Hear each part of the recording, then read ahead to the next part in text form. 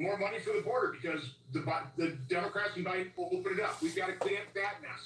Okay, give me a minute to get my other screen going, and we'll go ahead and start the show momentarily. You were hearing News Nation. Chris Cuomo was playing in behind me, but we got a few topics I want to run by you today. Obviously, this is the biggest thing going on right now is the big, beautiful bill, but there is more going on. Gas prices. I think we're going to be talking about that. Looks like Trump has something to cheer about. Looks like President Trump economically has something to cheer about. So we're going to talk about that as well. But today we're going to do something different. I'll let you know in a minute. Let me just get my other screen going. But we're going to do something a little bit different today. But we do got a host of topics. Like I just stated, there is some good news for President Trump. And when I say good news, I don't mean when I say good news, I'm saying it from a standpoint where it should be good news for everybody. It's, not one of these deals where every day Trump has good news if you ask the Republican Party. This is where even the Democrats should acknowledge his good news. So we're going to talk about that.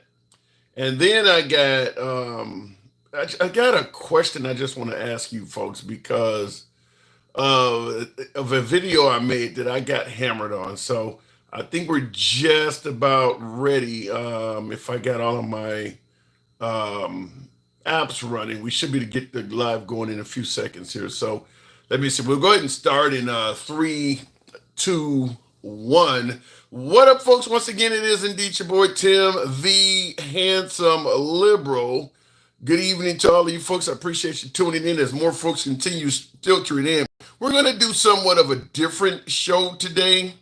Generally, we come with a host of topics. There's no denying we still have a host of topics. But this time, I'm going to jump in a hot seat and allow you folks, while the show is in progress, you can ask me anything political. If you've always wondered, well, where does he stand on this topic? Handsome liberal don't know shit. So I want to challenge him. I want to ask him this or how he feels about this or that. Today is that show. You can ask me anything you want about politics. It is an open forum. So we will do that, and I'm curious to see what's on your mind. I always like hearing from the viewers. As I always say, I'm not a know-it-all, so understand that. Regardless of what you ask me, at the end of the day, I never perpetrate myself as a know-it-all. In fact, I enjoy speaking to you folks because oftentimes I get educated by the viewers. So, but I'll give you my honest opinion. I'll let you know where I stand on certain topics. And if you think I'm full of shit, I don't block, ban, or censor. So you will be able to state your case. But in addition to that, I want to go ahead and talk about the actual topics that are going on right now. Probably the biggest thing that's taking place right now is Trump trying to get the big, beautiful bill passed before July 4th. He wants it on his desk on July 4th so that he can sign it. So we're talking, what is today, the 30th? So we're talking 4 days. He wants the big, beautiful bill on his desk on the 4th of July. Here's the issue I have, and I want to hear this from you folks. Other than no tax on tips, for folks making less than 6 figures a year, and that's probably most of us, what's in it for folks that are making less than 6 figures per year other than no tax on tips? And understand that a hell of a lot of W-2 employees do not work in positions where they get tipped at all. So no tax on tips is irrelevant to a hell of a lot of working Americans. So I'm asking that question: what is in the big, beautiful bill for the average working American besides no tax on tips? Because I'm not hearing much there.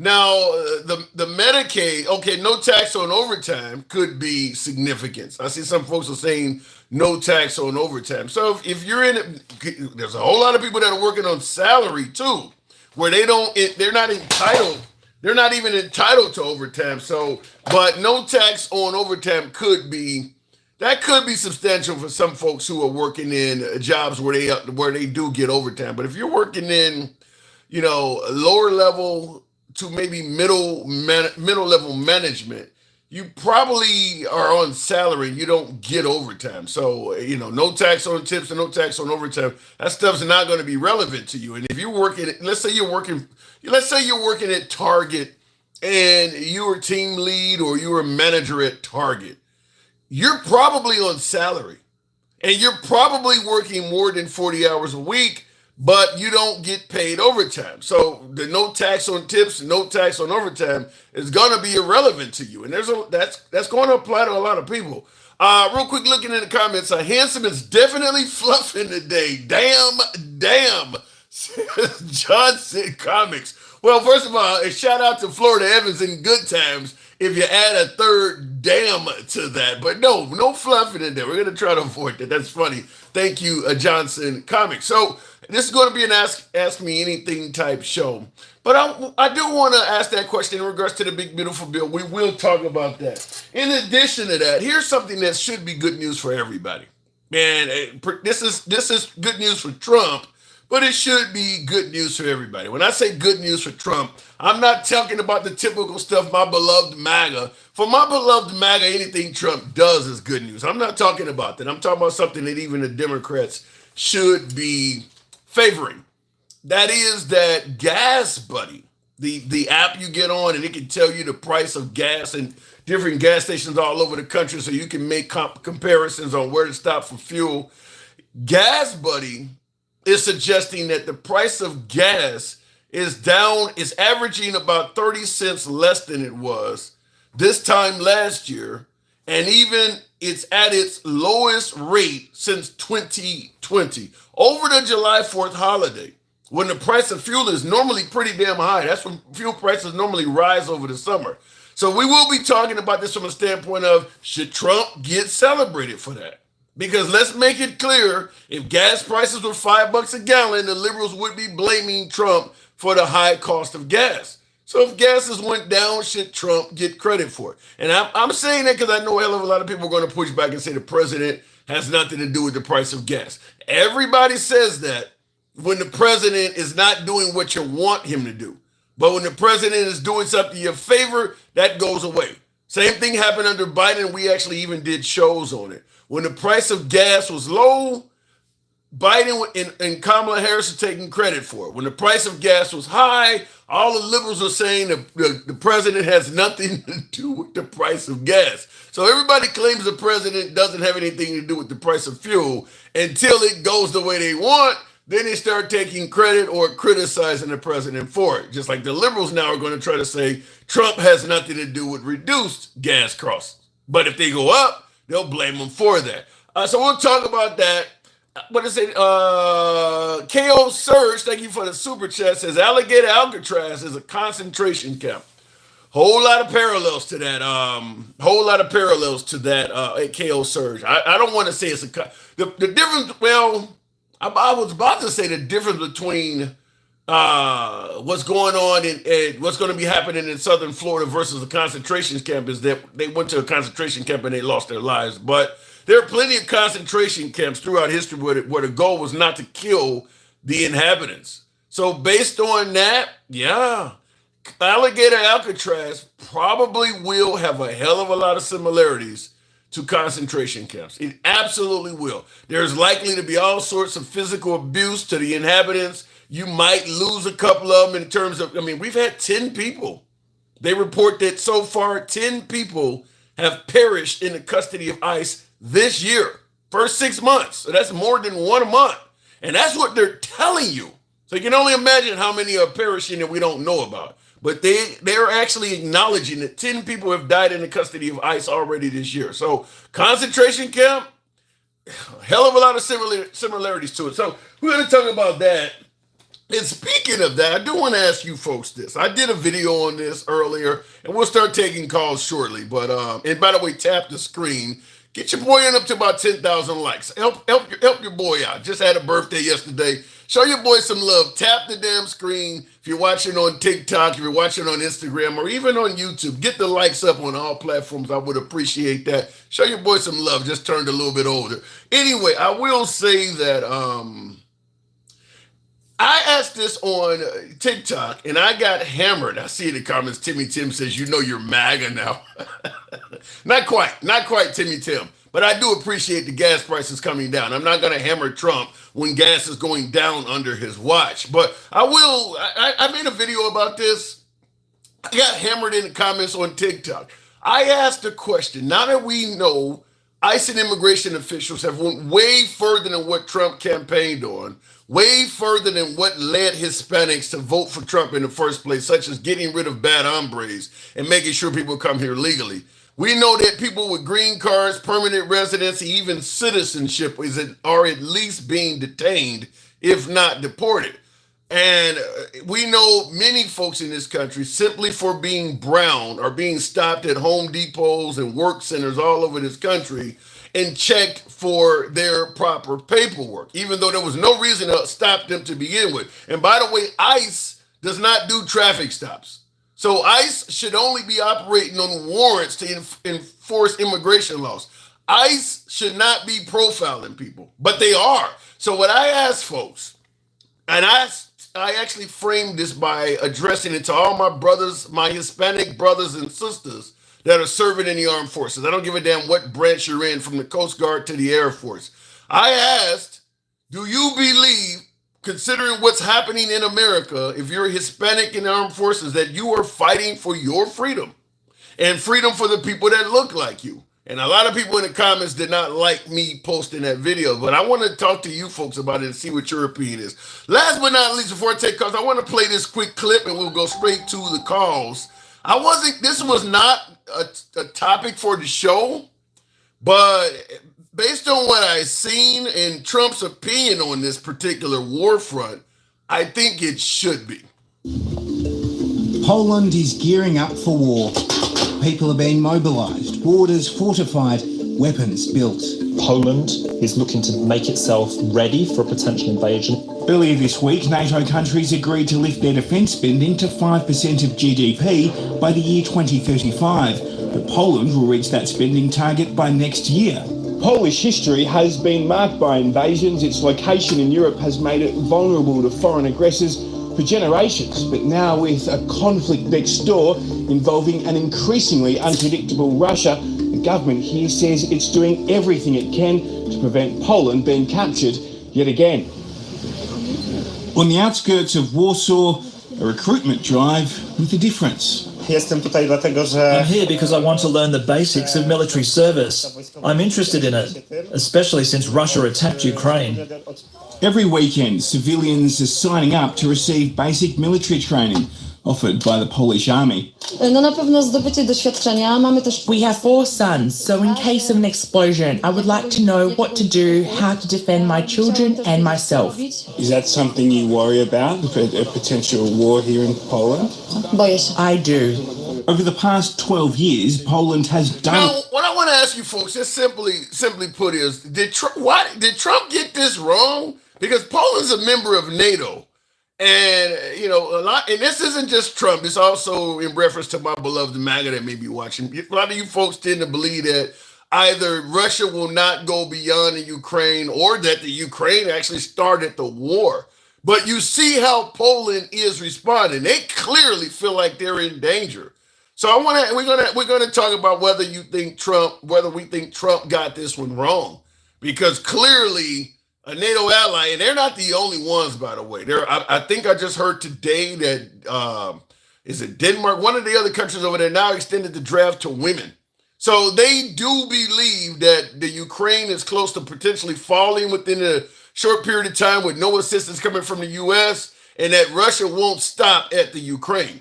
So why does America seem to think they will? We'll talk about all that. As always, you know how the program is ran. We don't block, ban, or censor anybody. We have always been MAGA friendly. We always will be. Nevertheless, liberals are welcome as well. We go left of Bernie Sanders, so I'm having dinner with Q. If you favor that type of open dialogue, feel free to follow the program if you're watching on Instagram, TikTok, or happen to be looking at it on YouTube. Give your boy a follow or a sub. Tim is a good shift shot. What is that saying? Tim is good Tim is good shit show MAGA tonight, okay? Handsome comics. I don't quite get the language there, but appreciate the support. So we're going to go straight to the box. And real quick in the comments, what do you think about wait a minute, what do you think about, I guess you mean what was going on in Ohio firefighters? Okay, I know there was an ambush. That's in Idaho, though. That's not in Ohio. That someone deliberately set a forest fire, and when the fire department arrived, he started sniping them out. Wow. Well, we know it ain't a liberal. not in Idaho. We know that's not a liberal. I don't know if it's politically motivated. They're claiming that the actual deceased suspect wanted to be a firefighter in his past.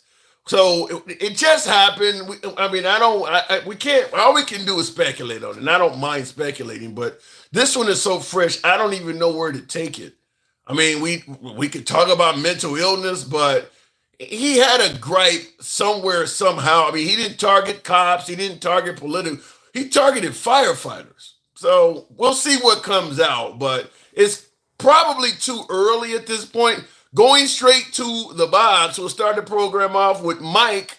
Good evening, Mike. Welcome to the program. We're talking about, now it's an open forum tonight. Good evening, Mike. Are you there? Yeah, I'm here. What's going on, Tim? How you doing? I'm doing good. I made a video before, and I talked about ICE, what they're doing with Hispanics, everything from bad hombres all the way down to profiling brown people. And I asked, if you are a Hispanic serving in the armed forces, I don't give a damn what branch you're in, do you believe you're fighting for your own freedoms? And people hammered me for that. Was that the wrong thing to ask?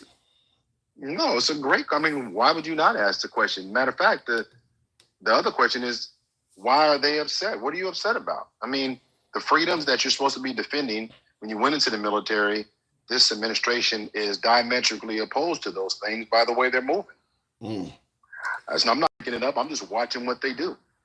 Well, Let me ask you something, Tim. Let me ask you something. Sure. Go ahead. No, go ahead. No, I was going to say, well, the one reason why they hammered me is they tried to claim that what I was saying is not happening, that ICE is not, profiling brown people. There's nobody that happens to be an American citizen that's getting detained, and they're only deporting illegal immigrants or criminals. So they tried to deny the validity of what I was saying. I'm going to say this. I've seen video after video coming out recently. I've never said it out loud. I didn't say it on your show, but I am rarely starting to lean towards a lot of these people, a lot of these quote unquote ICE agents are not agents at all. Ooh. So what do you think they are? Whether they're J6ers, whether they're part of some of these far right groups, but I'm telling you. Now, Jeremy, you asked me where's the evidence? Here's what I want you to do. What I'm saying has nothing to do with politics at all. I'm watching the way they're handling these people. They do not look trained. They do not. I've watched them struggle with this little lady trying to put handcuffs on her. There was nothing about them that looked procedural at all. Like literally, I was like, that is not happening. Like, wow. Who are they? Now listen, if you don't believe me, watch some of these videos, Tim. Watch some of these videos. None of it looks like they were trained at all. Wow. It looks very, very amateurish at best. Just like someone off the street trying to arrest somebody. Yeah. I've watched officers not want to identify themselves. I've watched officers covering up whatever the badge number they have. I've watched these videos. I will say, I don't get that because MAGA, not necessarily MAGA, but certainly the Republican Party has always been Constitution loving and, the whole law and order part. I don't get why MAGA is so fine and so, cool with allowing law enforcement to wear masks and remove their identification all over the country. I don't know why they're okay with that. Well, because it's not them. Because white people can't imagine themselves being treated this way. Tim, they have no reference point. Where does white Americans have a reference point where they have been targeted, Tim? Like this. We have it in the 60s. Yeah. Right? Hispanic. They can't even digest the reality that this could be them. They can't see it. Because it's not a reality. Some would say what you're describing is the same way the Cubanos and Venezuelans felt when they voted for Trump, is they couldn't imagine themselves being victims by it as well. Well, they got comfortable with proximity to whiteness, right? It happened when the Italians immigrated here back in the day, right? And if you go on your computer right now and type Italian migration propaganda, when you look at some of the images they used to put in the paper back when a lot of those Italian migrants came here, they all were dark. They all looked like brown people, right? What were they getting called? New. Yeah, they had names to them. What was it, like WAP or something? They had slurs. Yeah, all kind of crazy stuff. They had slurs right? to them too.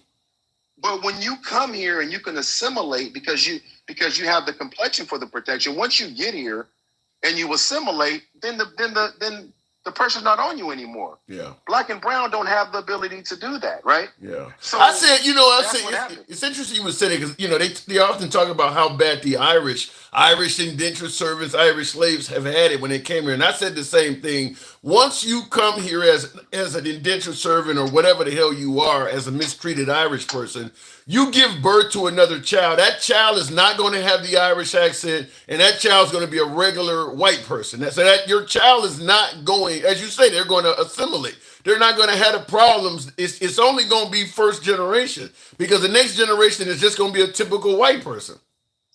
Right. And Jeremy's in the comments. Jeremy, you don't get it. And this is why we're having these conversations, because you are so defensive because you don't want to just look at the realities of the history in this country. But you also asked the other problem about where's the evidence of racial profiling. The evidence of racial profiling, Jeremy, is the simple fact that they're stopping people. Yeah. Because if this was being done properly, where they were targeting the criminals like they said, then they would know who they are. Yeah. Then you would never have a person that is deported illegally because you know who you're targeting. If you don't have that target, it's racial profiling because the only thing you're going on is the fact that you believe they're Hispanic or they're Cuban or they're Dominican. I think the issue with what you're saying and what I'm saying to a degree as well is I don't believe MAGA believes that that's taking place. I don't believe they believe that ICE is targeting for profiling purposes brown people. I think they believe that they're only successfully getting rid of illegal immigrants. I think the rest of that stuff, all of the mistreatment, they kind of deny that. And I'll tell you this, it's very similar to when African Americans say the police are mistreating them. The common response is, if you had to just follow the law, you wouldn't be going through this. In other words, they're not mistreating you. You did something wrong to get mistreated. So it's generally very difficult to get them to believe that, no, this person is being treated wrong. They didn't do anything to deserve this. That's where people don't want to agree with that. That's because they can't deconstruct their own racism. That's all it. Listen, Tim, it's hard for somebody to take a look at themselves, right? You look at yourself in the mirror and know you need to lose weight. People know what they need to do, but how many people go about doing it, right? And so, yeah, but I don't deny it though. Shit, I'm looking at a big stomach and man boobs. I'm not denying I need to lose weight though. It's one thing not to do it. It's a whole nother thing to say, look, I look sexy, I don't need to lose weight. Then you fucking denying it. I don't deny it. And that's right, but they deny it. They deny that. That's what I'm saying. Yeah. Exactly, boo. Willfully ignorant because it doesn't impact them. Because Jeremy, and it's a funny thing, anybody that says, where is it happening? Where are they being racially profiled? It's funny. If you're not seeing it, you're not turning on, then that tells us you're looking at the news that fits your algorithm, number one. Number two, it ain't happening around you, so it was never a fucking problem for you, right? It's like this mass deportation. And then let me tell you this. So there was a report that came out today, Tim, and I'll send it to you. Anybody can Google it. Report coming out of California, and I've been telling you about this for months. These farmers have a 70% decrease in workforce. 70? Wow. 70. There is food rotting daily because they don't have people out there picking it. But hold on. Let me ask you this, because you say 70%. And by the way, folks, tap the screen. My lights are at 0. What the fuck is going on? Should I have to reset this or something? 197. Huh? I'm seeing what I'm doing on my end. I was going to ask you. I'm seeing what I'm tapping. Only on my end. It says 0 up here, so there must. I may have to restart it. I don't know because it says it's okay. Now it's moving. Now it's starting to move. Okay, I see. Somebody don't tap the screen. But I will say this: when you said it's at when you said 70%, here's the problem: the American public is hearing the liberals say that under Trump this is happening and that is happening. Fact is, they're not feeling it, so it looks like a bunch of liberal fear-mongering. If 70% of the employees are not showing up at these farms, the price of food should either be sky high or unavailable in a lot of markets. Until the American people feel that, it's just a bunch of liberals talking shit. And it's so crazy that you would wait to get punched in the mouth when somebody has told you they're going to do it. They told you they were on their way to do it. They told you they was coming to your door to do it, but you're just going to say they're not going to do it. And even when you hear your doorbell ring, you still don't think it's them. You look through the peephole, you know it's them, and you open the fucking door. Yeah. This is what MAGA is, because here's the thing. What I just said is factual. People can't say their prices are going down, but we are in that Q3, right? Yeah. We are in Q3 right now. People are, Trump this, Trump that. But do you give him credit for the fact that I mentioned this at the beginning of the live, that what is it, Gas Buddy, the app that tracks gas prices all over the country, they're saying gas over the July 4th holiday is going to be the cheapest it's been since 2020. Do you give Trump credit for that? I don't know what to give him credit for, and I'm not even being hyperbolic here. I don't know what to give him credit for. What moves has he made for that to happen? Now, I did hear a report because the summer blend is coming right now. Mm-hmm. Tomorrow is July 1st. I was listening to you talk about gas was going down as I was just reading a report talking about gas was going up. So I don't know. I mean, I was literally hearing that, but I'm in California, so it's different here. Well, right? yeah. Because you know. But that ain't got nothing, that's as expensive due to your own politics out there. Well, it's ways, you know, and it's a huge state. You know, we got a lot of agriculture in the room out here. But what are you seeing? Well, I see you on your computer right now. I see fuel. I've been saying this for a while, is that under Trump, fuel prices aren't that bad. I mean, you know, plus or minus a few cents here and there, but fuel prices haven't gotten to the point, certainly after 4 years of Biden, I'm not looking around like, damn, under Trump, fuel is terrible. No, it's quite manageable.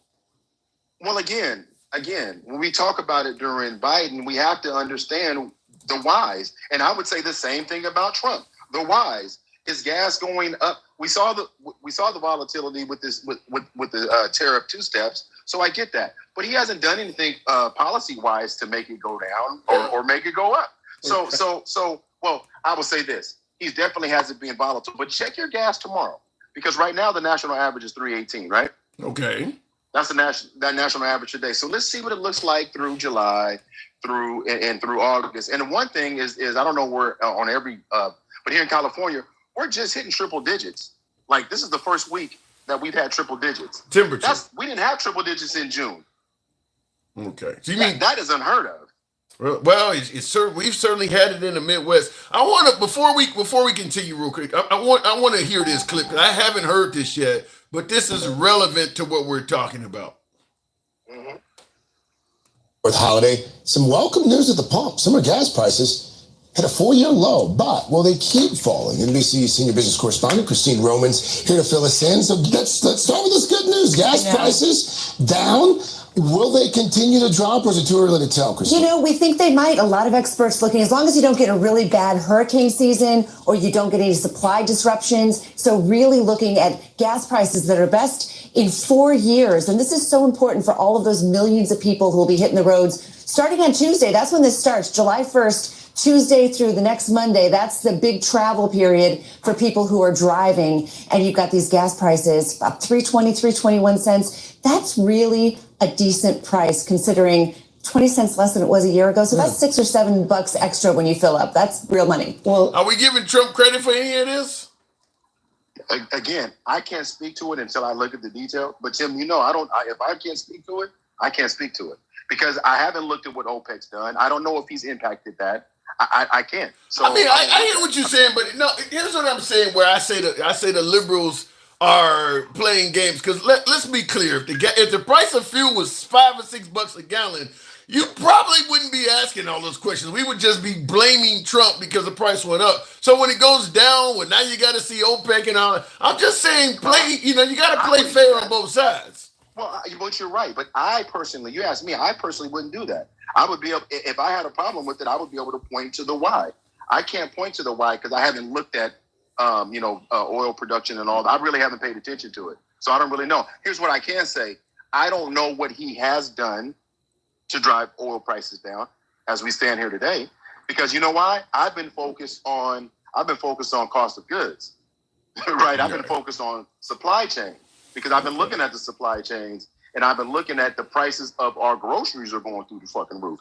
That's where I've been focused on. Now, if you play a video that shows me that those things are, here's what I do know.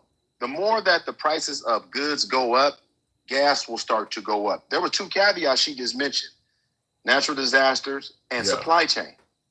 So if the supply chain, because right now it's being impacted for sure, right? There's certain things you just can't find. Well, like I keep saying though, we can say the supply chain is being impacted, or we can say that farmers don't have their workers until people feel that is nothing more than liberal fear mongering. Because the right is making it sound like everything is doing great, and people, for the most part, don't see all these negative changes that the liberals are saying is happening. So it sounds like they're just making it up. But again, they're not looking at it the way I'm looking at it. I'm a businessman. I'm looking at wholesale prices, and if wholesale prices are going up, retail prices are going up. So who gets hit first, wholesalers or retailers? Well, the wholesalers gonna get hit first, but until people see it at the retail, like I said, it's gonna be liberal fear mongering. I got a question for you by handsome comics in the comments on YouTube says, ask Mike. People don't have common sense. It goes into thinking about certain things. Don't put yourself in a bad position. White, black, or brown. Now, he's talking about police encounters. He said, don't put yourself in a bad position. You know, if you got common sense, you won't be accosted by police or profiled or mistreated. Don't put yourself in a bad position. What say you? Yeah, that's it. Well, if he's white, that's white privilege. If he's not white, that's arrogance and ignorance. Because it's so funny, Tim. If it were so simple, don't you think people would do that? See, but here's what I'm talking about. Here's the propaganda. That statement goes right to what we've been saying for decades. Because you think that the onus is on the black or brown individual to not do something wrong. Yeah. Right? Like all you got to do is just live your life, and you won't ever have an issue with police. Well, that's the ignorance of it all. Because the system was never set up to be what he says. But whoever that was doesn't have if they're white and they have a son, ask him, has he ever had to have the conversation about being pulled over by police? Well, I mean, I'm sure but again, Tim, you and I know, and I know you gave that question to me, but you and I both know that what he just said is coming from a rose-colored white privilege lifestyle, period. But people don't, let me ask you this. I'm going to say this. We're the only race in this country that has to defend the things that we tell people that happen and have been happening to us. I don't know. That's the funny part. The Hispanics may soon be telling you, hold my beer. I got to move it on, though, Mike. Real quick. Go ahead. But here's the thing. I'm glad you said that, because we're watching 20 years from now, people will be watching video of these ICE raids like they watched us fight in the 60s. It'll be the same level. Think about it, Tim. It'll be that when we were with the dogs and the water hoses, but they say either that didn't happen or it's over, right? Yeah. And now, like you said, here comes Trump and the Trump administration going, hold my beer. You're watching the same thing, and they're creating so much trauma on a group, but nobody gives a fuck. Because if they're not showing up for work, even if they haven't been deported, they're in fear of their lives being completely torn apart. Just the fact that you are part of the fear should make you change the way you think about this. I'm not changing the narrative. There is a fear component of this, and if it doesn't bother you, then you're part of the problem. All right, and I don't disagree with that, Mike. Thanks for coming through.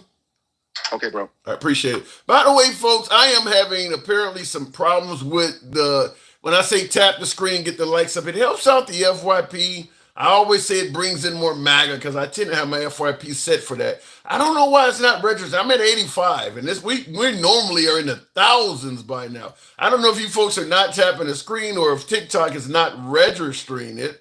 I'm real tempted to just reset the live because it's not moving. So something is certainly wrong there.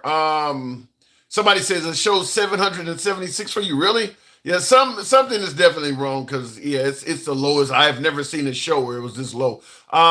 It's the taps for sure. Reset. I am tapping. Okay. I will reset it. It'll take about, I don't know, a minute or so, and I'll bring it back to you folks. And for you folks that are watching on the other applications like YouTube and Instagram, it's not going to make any difference. So give me a second to reset it on TikTok, and we'll come back through because I don't know what the hell is going on.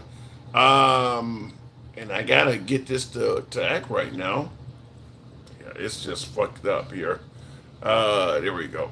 I'm just gonna restart my whole damn phone. Okay, so while that's happening, I'll go ahead and read some of the comments on YouTube and TikTok. Yeah, I do got 2 streams. Kenneth, I used to have one horizontal because some folks watched it on their television, and then I had one horizontal. So one was vertical, one was horizontal, but the viewership and the support was so low on the other horizontal. I just said, fuck it, I'm gonna have 2 vertical, and it's a lot better when I do it that way. So that's why we have 2 streams. Say something good. Price of fuel is down. How about that? The price of fuel is down. That's something good. What else? He said he won't give Trump credit for gas prices, but if Biden was president, he would give him all the credit. I do believe there's some validity to that. What does that say? Upstate Communications. If the price of fuel was $5 a gallon, the liberals would be blaming Trump. They wouldn't give a shit why price. They wouldn't give a damn what metrics went into making gas $5 a gallon. They would be blaming Trump for it. So if the price goes down, quit asking about metrics. Get a man his damn credit. That's where I stand on it. I believe that when you're the coach of the team, you're responsible for wins or losses. Now, that does work in reverse as well. I never was one to favor when shit goes wrong under Trump's watch, he has somebody to blame constantly. And I don't believe the man should lose credit when gas prices go down. When they go up, I'm not going to entertain him blaming every damn body else either. Like during the pandemic, you're blaming Fauci and all these other people. You're the president. Fix this shit. Quit blaming all of your lower members for what's going on. You're the president. You're the coach of the team. Blaming all the damn players for the losses. That's not how it works. But when you win, you want the Gatorade poured on you. So, yeah, Trump does that too. So I'm not a fan of it. I'm not going to take away from Trump when good things happen, but I'm not going to let him blame it on every damn body else when bad things happen either. Like I said, you got to call a spade a spade. Okay, let me see if I can get the TikTok stream going back up real quick here. Because my TikTok just reset. Looking in the comments real quick. He will never admit he made a mistake. Don't look forward to hearing that. That is 100% true, DB. Trump is not known for admitting he makes mistakes. I will not deny that. But I'm not going to pretend like he didn't. Like I said, I'm not going to pretend like when good things go well under his watch, like, for instance, he is somewhat bartering ceasefire and ending some conflicts. And I'm going to give him credit for that when that happens. I'm not going to give him any credit for ending the Iranian-Israeli conflict because, in my opinion, I don't think the Biden or Harris administration would have backed Israel bombing Iran to begin with. I honestly don't think that would have happened under a liberal president because Netanyahu knows he has Trump's full support. I don't believe that event, the Iran-Israeli conflict, I don't believe that would have happened under a liberal. So that one right there. But if he's solving shit in the Congo, he's claiming that the Indian-Pakistan, the battle between India and Pakistan, he's claiming he has something to do with ending that. If he's doing that, the man deserves credit. If he actually is doing that, he deserves credit. Now, I know that those nations, India and Pakistan, one of them released a statement and said Trump didn't have shit to do with their ceasefire. So I'll just leave that one up in the air. But he is if he's ending conflicts, he deserves some credit for that stuff. But here's where the liberal in me comes out. With Trump, you listen. The guy exaggerates and sometimes says things that are not true. We all know that. So with Trump, I need to hear. Let me hear from the countries that he's claiming that he's organized these ceasefires with, because Trump will take credit for good and deny bad all day, every day. And sometimes it's true, sometimes it's not. So I'd have to look a little bit more into it. He did let NBA YoungBoy out. I don't understand why that's, listen. In fact, I believe it might be NBA YoungBoy. Trump pardoned one of those rappers, and that guy has went on to commit a host of felonies since Trump pardoned him. I think it might, is it not NBA YoungBoy? What is the other guy? There's one of those rappers that Trump pardoned, and the guy's now dealing with new felony charges, like felon in possession of a firearm and stuff like that. He pardoned some bad people. That because the guy happens to be a black rapper don't mean shit. Just like he pardoned the January 6 folks, and some of them got in shootouts with the cops and burglary charges and shit. These are bad people. You don't get credit for pardoning a felon. Just like we talk about liberal judges all the time, letting people out who go on to reoffend. Well, Trump has done that now. Trump has let out people. He's pardoned people who have went on to reoffend. That's not something to brag. Well, but at least the guy was black. What kind of shit is that? So I don't give him credit for that. All right, look at it in the comments though. It ain't. What is the guy? Is it something Malone? What is the guy's name? Post Malone or something? He pardoned a rapper, and that's why you don't hear them talking about it anymore. He pardoned a hip hop artist, and the guy has went on to commit a bunch more felonies. And that's why you don't hear MAGA or anybody else bragging about how he pardoned that guy. And that guy I'm talking about, Post Malone, that he pardoned, it wasn't out of love for him being an African American or some kind of hip hop celebrity. It was because the lawyer for Post Malone is a close associate of President Trump. They have a lengthy association going back years together. Post Malone's attorney is somebody that was close to President Trump. So it sounds more like it was something orchestrated by his attorney. I'm sure Post Malone, through some sort of backdoor channel, made a huge, huge political campaign donation, probably to MAGA. But his lawyer was a close associate of Trump. And that should be something that any hip hop artist like P. Diddy, for instance, should take in consideration. Trump is a transactional guy.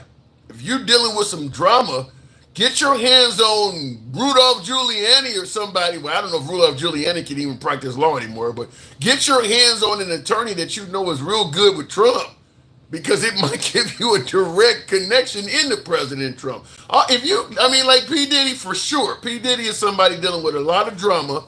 He immediately should find out what lawyers are in good standing with Trump. I'm talking about maybe, what is the girl's name? I'm about to say Lorena Bobbitt. What is the woman's name that actually, Hobbit or something like? Go hire that broad. Well, she's now working on the Trump campaign, but go hire people that work for Trump. Find those folks and put them on your law team. That's what I would suggest. All right, let me go back to the box. Was it Kodak Black? Okay, somebody said Kodak Black. But if you're facing legal troubles and you want, you're going down, but you're hoping on a pardon beyond all hope, I would suggest definitely finding one of Trump's attorneys and putting them on your legal team. And then you can work out backdoor deals to get directly to Trump. That's exactly those two, what were they called? And by the way, the screen, the lights is working. The two reality TV stars that got a pardon from President Trump, their daughter did exactly that. She took the back channels, made donations, took the back channels and got to President Trump and ended up getting her parents pardoned. All right, going back to the box. We'll go back to Jeremy. Good evening, Jeremy. Welcome to the program. Now, we're talking about, now I asked the question, you were in the comments responding to this. I made the suggestion that if you're Hispanic and you're in the military right now, you might not be fighting for your freedoms. What say you? No, that's bullshit. Okay. So you don't. Also, by the way, Post Malone is white. Just everyone's trying to tell you that in the comments. Okay. Well, is he the one that went on to commit a bunch of more felonies? No. Again, you're thinking of someone completely different. Yeah, but Post Malone is white. Well, somebody said Kodak Black. I don't know which one it was, but there's one of them. Sure it's Kodak. Kodak Black. Okay. Yeah, pretty sure it's Kodak. Okay. Well, he certainly has a trial coming up and everything. He's up on more charges, more felonies. He's somebody that Trump pardoned. So maybe I was wrong with Post Malone. It's Kodak Black. But you don't hear them bragging about him pardoning this guy much because they have to admit you don't let out a bad guy. Yeah. Anyway, back to the old Latinos in the military. Nah, I that's bullshit. That they would feel bad about that. No, not at all. How do you feel about the fact that there are plenty of individuals that served in the armed forces, did their whole tour, was discharged honorably, and then later got deported? Oh well. So if you served in the U.S. military, where you put your life on the line for this country, you don't believe that should give you a right to stay here? First off, the majority of people in the military don't actually face combat. That's only people like 11 Bravos or riflemen or PJs or people like that. The majority of them are support. So that's something you gotta but you don't, wait, Jeremy, you don't have a choice. If you serve in, I don't care if you go in the military and you want to be a cook. You don't know at any given time where they may actually put you on something where you're in direct combat. You don't have a choice going in. It's called your MOS. It's called your MOS. It's what your job is. Everyone is trained to be ready to fight if necessary. But by default, unless your base is literally under attack, you're not fighting. You're a cook. That's your MOS. That's what you do. So you're telling me that you can, if you served in the military and you're a cook or something, like you should be treated differently because you weren't out holding a rifle on the front line? Okay, well, a lot of people in the military would say if you're a pogue, yes. Where do you get that? Now, you've never been in the military, have you? I have family. I don't know. To me, it almost sounds like you almost kind of come across as being disrespectful to the military, what you're saying. No, trust me.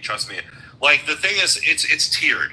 So they would say that you're a veteran and no matter what, but if you're a combat vet, that's a league above because you're actually on the line. So do you believe that every individual that served in the armed forces and later got deported, none of them were in combat? Is that what you're telling me you believe? I'm not saying that none of them were in combat. That's what I'm saying. It's very unlikely.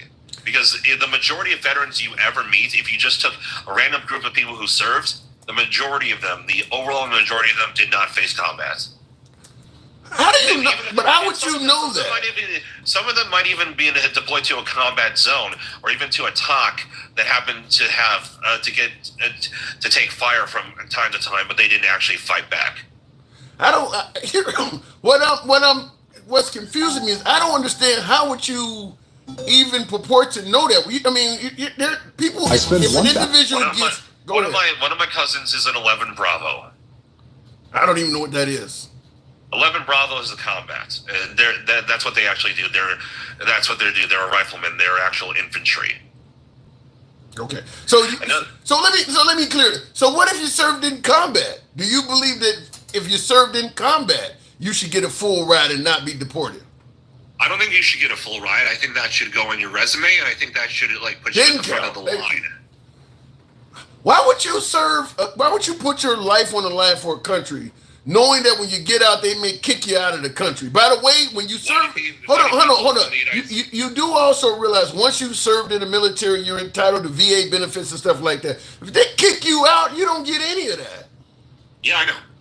Okay, here's the reason why. Okay, when you look at, let me ask you this question: why do people who are not American, who are not Ukrainians, who have nothing to do with Ukraine, go to war for a foreign country that they aren't ever going to get citizenship in? Maybe they believe that their country might be next, and they're fighting the fight before it comes home. Yeah, what about the people who are in the States who did that? What do you mean in the States? Okay, so there's this thing called the Ukrainian Foreign Legion. You can be a foreigner and join, and you don't get citizenship as a result. if you are a foreign citizen and you're in the U.S. military, there's a almost certainty you expect to get. You're expecting this to make a big difference in regards to you getting citizenship. I can't imagine somebody saying, "I'm from France. I want to come to America, serve in the military, and go back to France." That's not how. If you're serving in the military, you want to stay. It doesn't matter what you want. It matters what we choose to offer you. You're not entitled to American citizenship. I'm sick of that bullshit excuse that you're entitled to this shit. Wow. Okay, we'll talk about this a little bit more. I want you to hear this though, because this is similar to what we're talking about. That hugs his mom goodbye, possibly for the last time. Why he's self-deporting after living in the U.S. for 50 years. Thanks again for joining us here on ABC 7, Hulu, and wherever you stream. I'm David Ono. I'm Giovanna Latta. Sejun Park has been living in this country since he was 7 years old. He was wounded in combat fighting for this country. But he has a conviction for a drug offense, and when ICE agent threatened to lock him up, he decided to self-deport. He shared his story with reporter Jai Cunningham. Thanks for your service. I'm sorry. Farewell pictures for Sejun Park. It was like a dream send-off, but this is not a fairy tale. It's so real. Yeah, I was in disbelief to the last minute, but reality is hitting it real hard, and it's definitely real. And I really can't believe this is happening. And while there were well-wishers with signs, there were also 3 women who sat quietly on their own, his 2 aunties as well as his mother. It was nearly 50 years ago that Say's mom brought him here to the United States when he was just a 7-year-old boy. She's like early stage of like dementia right now. She's going through, so she's on and off. She kind of doesn't know really what's going on. And he knows he will likely never see his mother again, or perhaps his adult son and daughter. Oh, definitely I thought of that. Yeah, I won't be there for a funeral, like my daughter getting married. Just there's a lot of things, connected with it. I definitely know that. Told to leave the country, he's called home for nearly 50 years because I was a drug addict. I was self-induced. I had a problem with drugs. Immigrants who commit murder, sexual assault, and drug dealing, all considered aggravated felonies in the eye of the law. And I think generally in society, that is what people would consider very serious. Okay, you think you would be okay with him being deported? You think he should go? Fuck that guy. 50 years, huh? I do not give a shit. He clearly wasn't in the country legally, was he? But they let him serve in combat and get shot. So what? You know what? I'm going to say this right now. This is something that I was told by my cousin. When it comes to the military is no better and no worse than the regular average people when it comes to morality. There are plenty of people who have served, even Navy SEALs and Green Berets, who've gotten locked up plenty of times repeatedly for being drunk while driving. If you drink while driving, I personally think you should get 50 years minimum. 50 years? Wait, you saying a DUI should come with a 50? 50? What? What? No, I have no respect for people who text while drive or who drink while drive. I do not care. You are in a vehicle that could kill someone. Okay, get fucked. Are you Christian? No, I'm agnostic. Do you believe in forgiveness at all? I believe if forgiveness can come to those who seek it, but I believe there has to be some kind of ownership of what you've done. Forgiveness requires responsibility. If you're in prison for 50 years, all the shit you're saying is irrelevant. You're going to die in there with a DUI. Doesn't matter what you seek. They locked your ass up for 50 fucking years. You can seek it all day. You're not getting out. Yeah, well, I'm okay with some possibility of early release or parole, but I think that at the end of the day, the majority of people should get life sentences. But you believe that? I do not care. I'm sick of this sympathy. Why are you always simping for the worst people? Why do you always simp for the worst people, Tim? I do not understand it. I do not understand what kind of mental illness you have. You voted for a man with 30-some, 40-some fucking felonies. You want to put a DUI person in jail for 50 years. Yet you voted for this guy with all these convictions. You mean a bunch of paper felonies that were completely trumped up? What's next? You want to give Ashley Babbitt some kind of tribute as well? What about her? Did she get what she deserved since you're not sympathetic? Ashley Babbitt was being a dumbass. Did she deserve what she got? Maybe not the same. I would forgive Ashley Babbitt before I ever forgave somebody who drank and drive.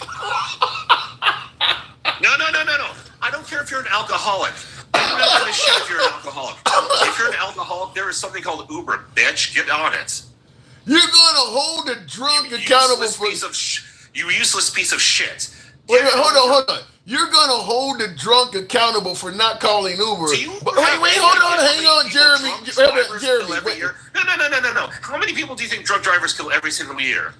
A lot. So do burglars climbing through fucking windows, but you're giving her a pass. No, I didn't give her a pass. I said she was a dumbass. But you don't want to... You're saying But a drunk driver's a hell of a lot worse. Would you have given her 50 years? I would have given her 13. You're holding it. It's almost a decade and a half. Let me tell you what's funny. Hold on. Let me tell you what's funny. You're holding a drunk driver accountable for not calling an Uber while he's stone-faced drunk.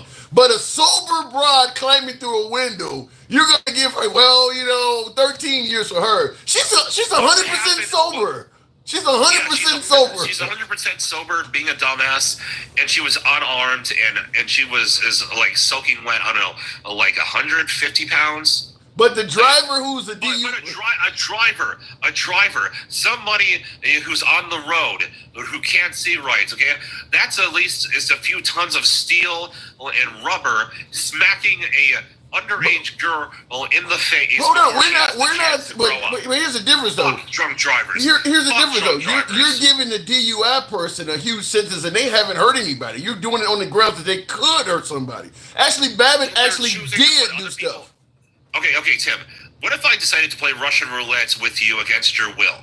I could not hit you. I could draw a blank every single time. All right. Is that going to be any better? 50 years. Fuck drunk drivers. 50 years. Wow. All right, Jeremy. The chance of early release if they take classes and they get sober. Wow. Let me ask you this before I move it on from you. When we talked a few times back, you told me you were regretting your vote for Trump. Have you gotten off of that? Where are you standing right now? I'm starting to get a little bit softer on it, but for the most part, I still regret it. I would have gone libertarian. I would have not voted for Kamala. But the thing is, I don't think Iran should have a nuke. But the problem is, we could have sent in weapons inspectors and demanded that Iran, and then if they chose not to, then dropped bombs on them. Well, after Trump broke Obama's deal, they're not going to make any deals with President Trump, so he's going to have to drop bombs. I mean, he's shown us already that making deals with him is only as good as mood today. If he wakes up tomorrow and say, I fucked up yesterday with that deal, I decided we want more from you, he'll just do it. So why would you make a deal with him? Are you saying we should bomb them? No, I don't think we should bomb him at all. I think we should have kept the deal Obama made with him. What I'm saying is that it makes no sense for a nation like Iran to believe that the U.S. is going to make a deal and stick with it. Trump has proven that any deal you make with the United States is only as good as the current president. I mean, he's shown us, if Trump is saying make a deal, I would ask him, how do I know that the guy who comes after you isn't going to break the deal just like you did to the last guy? You've made it clear I can't trust your country. So, no, I wouldn't. Iran would be stupid to make a deal with America. Yeah, here's my response to that. I think that it's a more nuanced issue than what we're saying right here. But I would say that Iran should just cooperate because we are the states and we do have the power to wipe them off the map. Yeah, but you can't look like a pussy to your own people. But sending in weapons inspectors, I feel, is a good step towards peacefully doing it. There should be levels to this shit. They shouldn't just be like, oh, you look a little suspicious today. Would you like a little bit of napalm? Trump is trying to make deals by simply saying, do what I said or else. I mean, he got out of Obama's deal claiming Obama had gave him cash and things like that. Trump came along and said, no, you're going to do what I want to do, and I'm not going to give you shit other than you get to live. That's why you can't make a deal with something. He's going to admit on the world stage, I just punked out Iran. So of course they would rather die than. I mean, you ever heard of give me freedom or give me liberty or give me death? They can't just make a deal with somebody that's doing that. Are you saying my plan wasn't a good idea? Like imagine like you just saying, Iran, you need to let these weapons inspectors go wherever they feel like and check out whatever they need to. Here's what I'm saying. I'm saying it for them to do what the West or what Trump is asking, we got to do something for them. Right now, we're just telling them, do what we're saying and we'll kill you. We're not offering them anything. In fact, all of Trump's deals are like that. Or he's trying to make a deal between Ukraine and Russia. He's not offering anybody anything. That's why nobody's cooperating with him. He's just showing up and saying, do things my way or else. Nobody's going to agree to that. Yeah, well, maybe we could have offered them something when it comes to economics. I'm not sure. But do you agree that Iran should not have a nuke? I don't know, because right now the only two people mainly that don't want Iran to have a nuke is America and Israel, and it's because we're all in their business. I've often heard that an armed society is a polite society. I don't know why on the world stage that doesn't work. We believe that if every citizen has a gun, the country will be more polite. Well, if every country has a nuke, maybe the planet will be more polite. I don't know. I don't. It's hard because we got over 5,000 nukes, and we're telling the country you cannot have just one. And we're the only country on the planet that has actually used them on somebody. But we're telling them you're going to be irresponsible and use one. Yeah, I don't really know. I've got conflicted feelings. I do kind of see your points. I personally don't think they should have a nuke, just because I feel they're too irresponsible with it. But I do kind of get what you're saying, and I'm a little bit hesitant on saying that there's no scenario where I could see them having a nuke and being safe. I will say this: I think we can both agree the Ayatollah is not a good person, and we don't have to trust their governments. Yeah, but we're on TV doing all kinds of awful shit to immigrants, sending folks back to Haiti. You got to understand, people are consequences for your actions. Well, I'm so terrified. My God, they have consequences too. In their country, they have laws and their consequences too. What we're basically saying is our laws are good and your laws are bad. I mean, we're treating people like shit under the law. They're treating people like shit under their law. Tim, can I just want to really get a litmus test from you, okay? Mexico is currently complaining that a lot of people from Central America and South America are coming up and invading their borders. Do they have the right to protect their own borders and their own sovereignty? Yeah, yes they do. Okay, so why don't we? Because we're doing way more than that. I don't have a problem with building a wall. I don't have a problem with protecting the border. I have a problem with claiming innocent people are rapists and murderers and treating them as such. Like the guy here that's been here for 50 fucking years. Getting him out of here is not securing the border. That ain't got nothing to do with security. The guy's been here since he was 7. We're going to kick him out under the guys that were getting rid of rapists and murderers and securing the border. He ain't got nothing to do with any of that. He had a serious drug problem. So does people in Washington, for Christ's sakes. You want to deport Congress? Behavior. You want to deport Congress? Half of Congress. They found Coke in the White House. I want them to either get help or face actual jail time. We don't give a shit about these people, Jeremy. I do. Nobody cares. I do. Okay. No. Don't speak for me. If you're gonna deport people to Haiti, and you're gonna tell me at the same time you care about them, you're sending them to Haiti. You're not gonna do a damn thing for them once they're over there. Even if you found out they got killed, you're gonna do nothing for them. Tell me how that shows you care about them. No, what I'm saying. Okay. So first off, I thought you were talking about the politicians. I'm talking about the people we are deporting. We don't give a damn about those people. I think that it is perfectly valid to care about somebody and still do what needs to be done. There's a video you should watch. It's called Economics Explained Through Gun Laws. And it shows how the sheer amount of poor people that there are in the world compared to the actual infrastructure that we have, we could never take even a third of the world's poor. And it doesn't make sense to either. I want a lot of these people who are innocent, who have been born into a system that was no fault of their own, to be able to have food, water, shelter, or health care, good education, a meaningful job that they both enjoy. Jeremy, let me just interrupt you. Hold on, let me just interrupt you to say this. After the way you responded to that veteran that's been over for 50 years, all of this shit you're saying now has no credibility, man. This guy's been here since he was 7. He did it to himself. I gotta go. Appreciate you coming through. All right. Anytime. All right, moving on with the program. Tap the screen, by the way. The lights are working, so thank you folks that are tapping the screen. I'm having some problems on this YouTube. I see Handsome Major Boo. You said turn on your Wi-Fi. You're buffering. Your buffing guy is crazy. Okay, fair enough. Someone said the gangster grandma called. Gosh. No, Gangsta Grandma has not been up yet, but damn, it's crazy when somebody is actually, so a lot of my viewers complain about Gangsta Grandma. Somebody that's anticipating her call. That's the first. Real quick, I'll bring up, speaking of Gangsta Grandma, Denal, good evening. Good evening. And now, considering that you retired from the military, what is your take on my last caller? Look, I mean, I got so much I would like to say to a person who has not spent a day serving this country.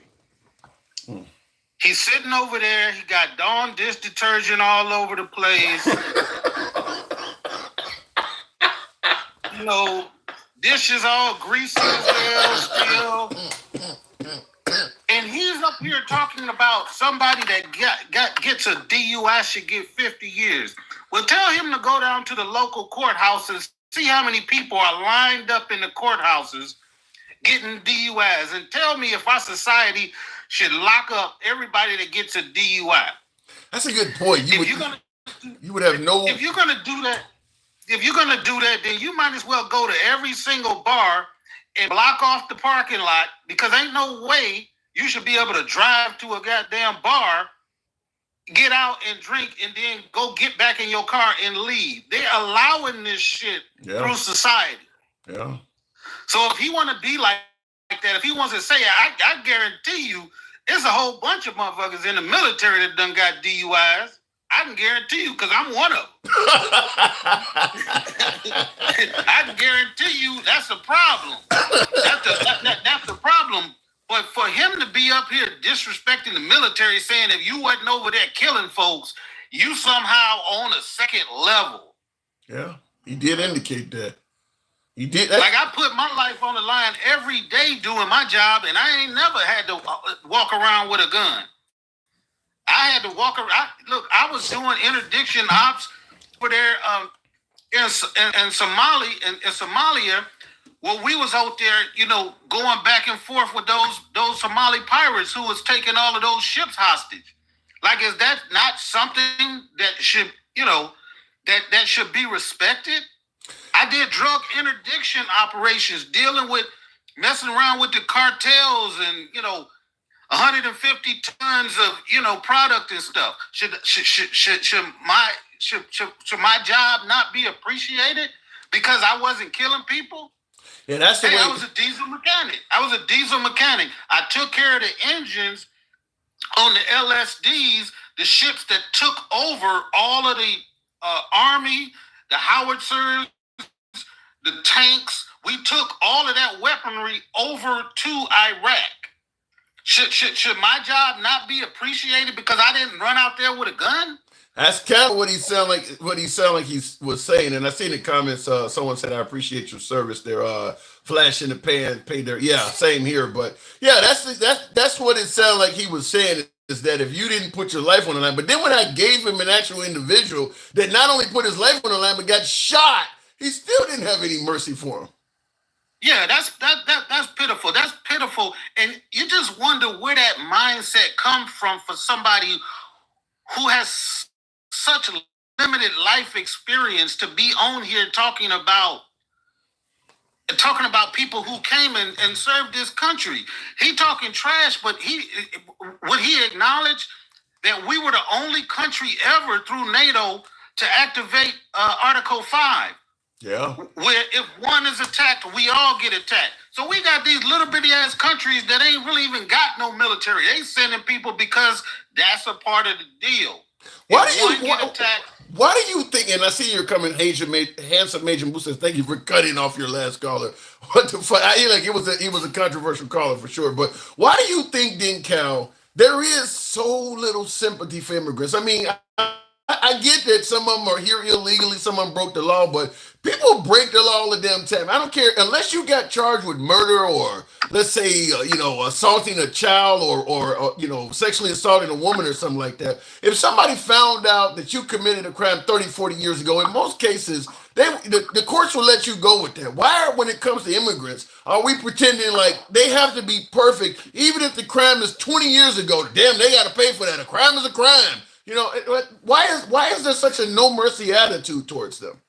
Because they're adopting the attitude of their leader. There's no other way to explain it. No other president has ever advocated to be oblivious of second chances and having grace and mercy on people. Like no other time in American history, except for, obviously during slavery and stuff, like where they didn't care. Like this type of attitude is what allowed those horrific things to happen. People on here and they start talking shit about people, demeaning people, and saying that they don't deserve mercy and grace. I got people on here in the chat talking about that we're in a society now where people are being held accountable. Well, what the fuck happened 100 years ago when nobody was fucking being held accountable? You got to go back 100 years ago. You can go back we got the president right now. You can go back damn near 100 days ago when Trump pardoned everybody from January 6th. Some of them folks committed crimes, and we were totally okay with him pardoning those folks, but you want people held accountable for shit they did last century, back in the 80s and 90s? Yeah. Beating a police officer over the head with a fire extinguisher. They just gonna forget all about that. People made plans to to murder the years to somebody who might have PTSD from the war, who comes out and is drowning his sorrows in the bottle.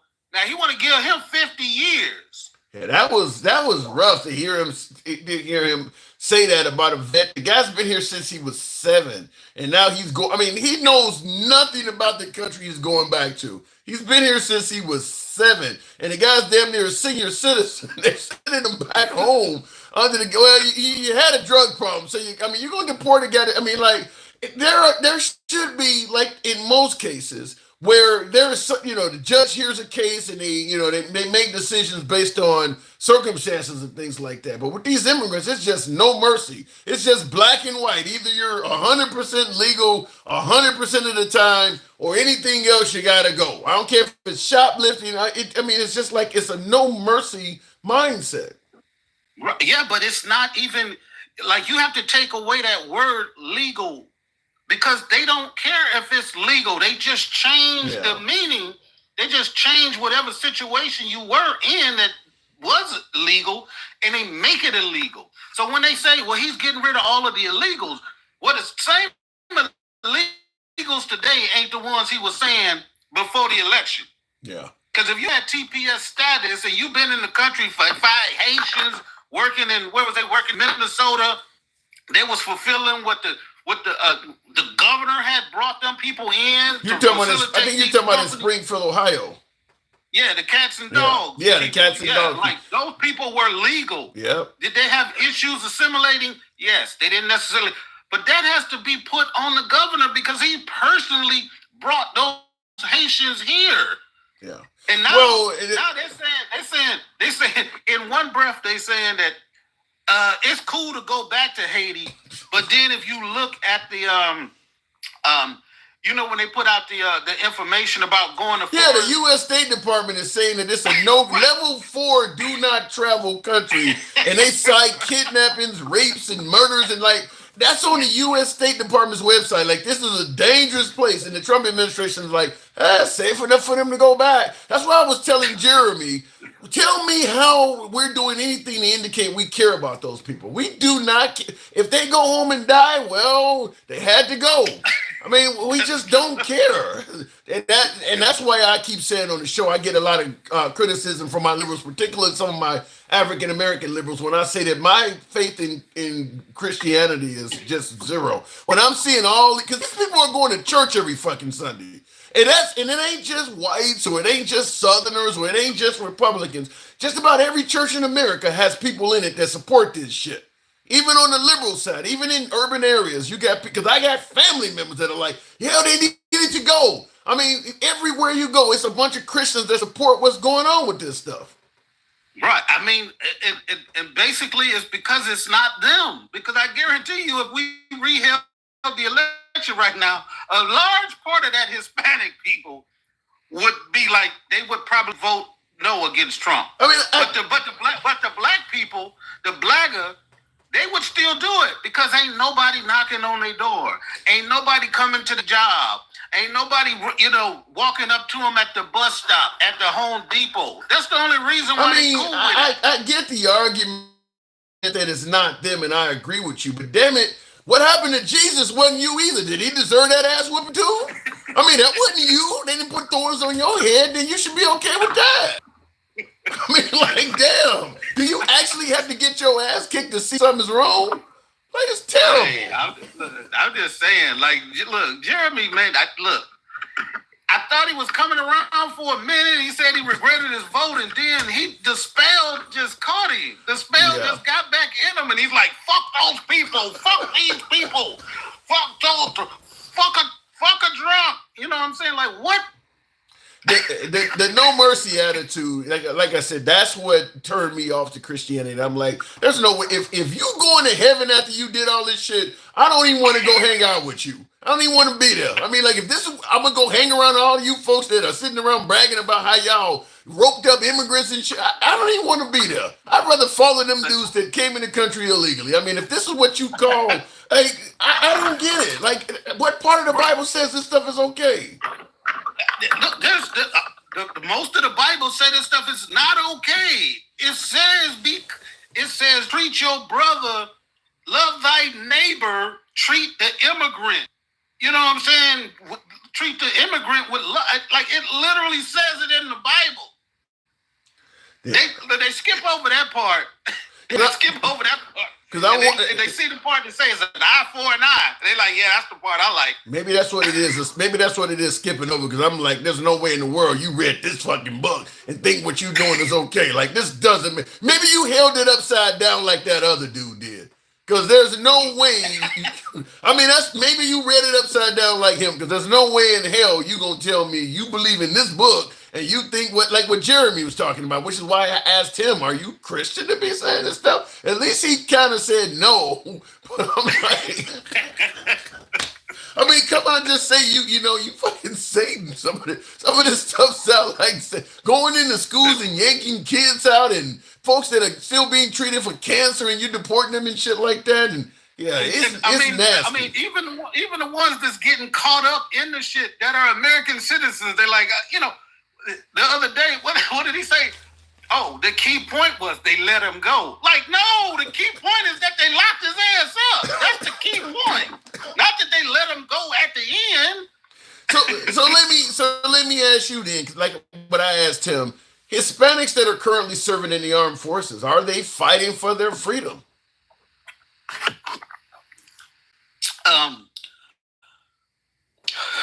I don't know. That's kind of a difficult question. I mean, because the majority of the foreign-born people that I met throughout my service, they didn't necessarily join the military because they just loved America. Like, they were doing the same shit I was. They were trying to make a better life for themselves. They were trying to get away from a fucked up situation. So they over here trying to feed their family just like anybody else. There was a time when you could join directly if you was from like the Philippines, Puerto Rico. There were certain other countries where you could join the military and you can get on the fast track to citizenship. I don't know, Denal. I believe that if you go out and put your life on the line for the country, you should. I mean, considering how many Americans like myself didn't serve at all, you should be in here. Once you, especially in combat, You should be in here. That should be all it takes. Once you come out, you do a full route, you get you get an honorable discharge. Citizenship should come with that. But I mean, it should you should be fast tracked to the point where the next swearing in ceremony, you should be getting your citizenship. It shouldn't be, I don't know what situation this guy was in that he did not go forward, because I know a couple of guys from Africa, that were in the military and got their citizenships. I'm not sure why. I can tell you likely why, because I got an ex that's might be. I haven't talked to her, but she may be victim to this shit too. Before Trump came along, getting a green card and getting permanent residency was considered the gold standard. You were safe. Before Trump came along, nobody with a green card, unless they did something incredibly bad, was getting deported. You were safe. That's why they didn't go the extra step to get citizenship. They didn't need to. So the only thing you get with citizenship above a green card is you can vote and you can hold some public offices. But for the most part, a green card entitled you to almost all of the privileges of an American. You didn't expect Trump to come along and start coming up with all kinds of reasons to get rid of green card holders. That's why all of these folks be like, you've been here 30 years, why didn't you become a citizen? Because a green card was always safe. You didn't have a guy trying to do this. The green card, that was the same as having an ID. That was right. That was like having a passport. You was here.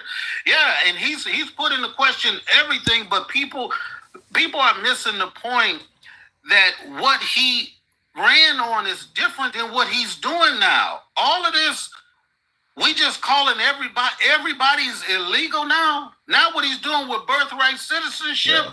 If you were born here, if you were born here, but both of your parents were not American citizens, he's saying you are no longer a citizen. Do you know how many fucking people that affects? That's what he's hoping for. I mean, that's why you got Tom Homan saying, if we get the big, beautiful bill through, we're going to have so much money, you're going to be amazed at how many people we're going to be deporting. That's what Tom Homan said, I think today or yesterday, that if we get a beautiful bill, there's so much money in this for ICE that you're going to be amazed. I mean, if they're getting birthright citizenship like you're talking about, and God knows when it comes to Trump, it'll probably be stuff in the past too. Like, you were born here in 1970, and it turns out your mom didn't have citizenship back then. You got to go. I mean, it'll probably go all the way back. I mean, look what they're doing. Like the guy I just showed you. So, yeah, so...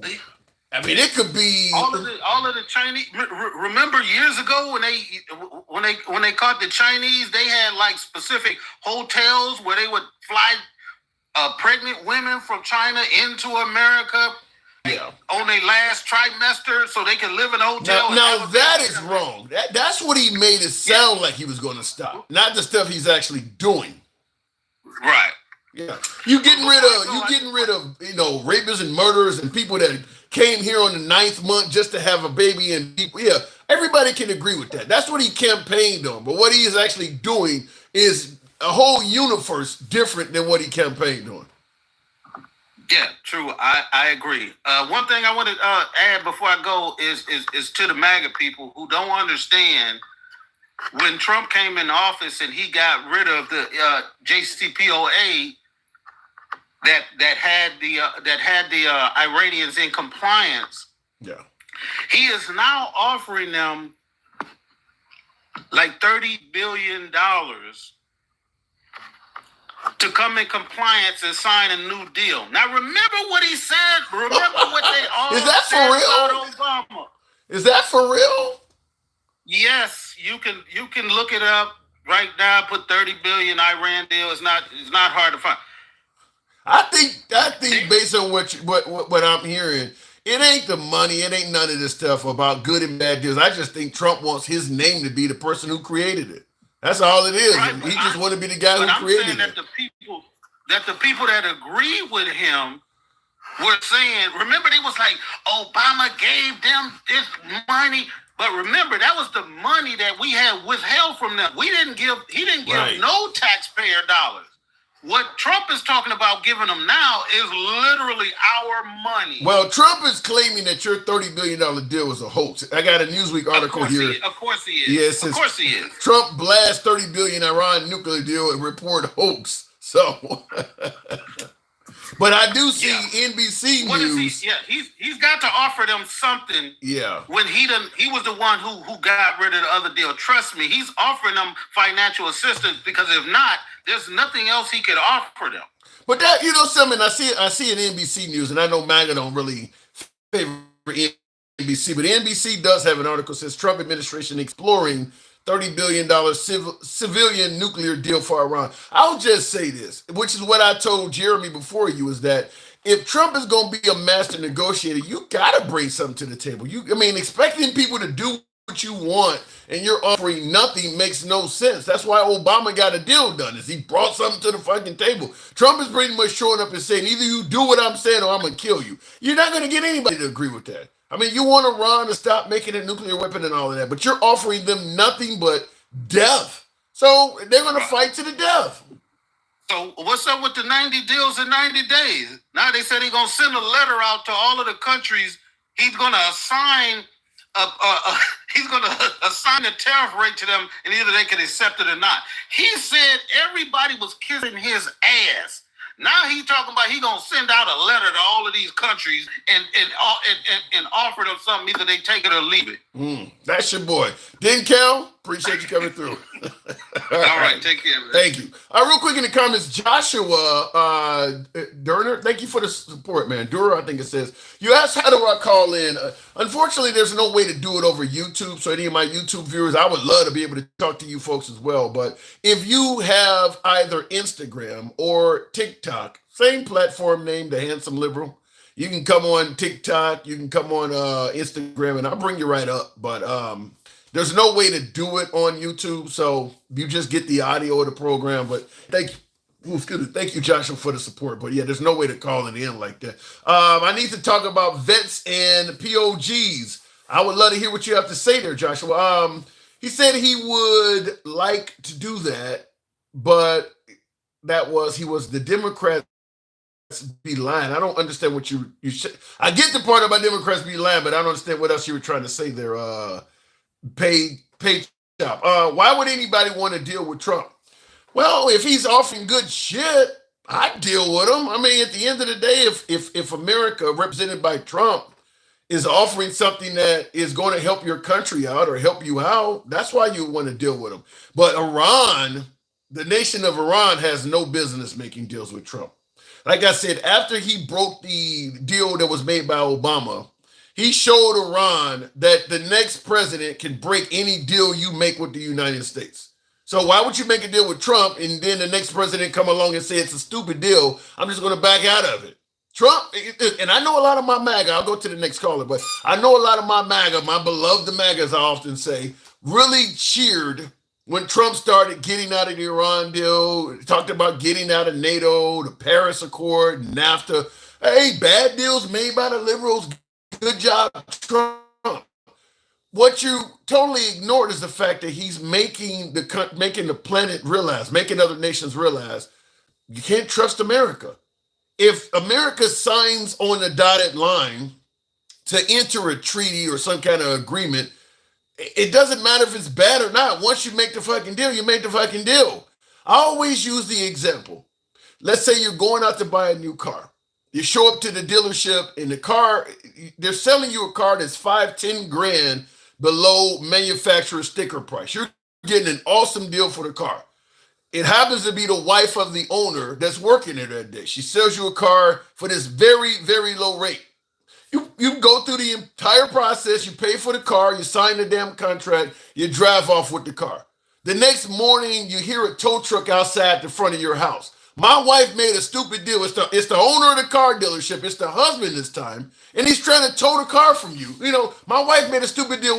We want the car back. Would you ever do business with that dealership again? If you made a legitimate deal with that dealership, and now the husband comes along and he don't like the deal the wife gave you, and he want to take the damn car back, would you ever make any deals with that dealership again? This is what Trump essentially did.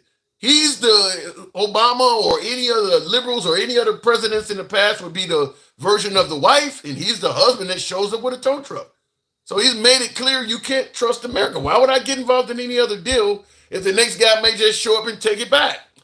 We have some ungodly people People don't want to follow God's word, and they will pay for it. It says handsome, Majin, boo. Well, I'll tell you something. There's plenty of Christians on the Democrat side as well, but the Republican Party is very religious. The evangelical base, all of that stuff is. These folks are going to church every day and sitting next to each other bragging about how many immigrants got deported.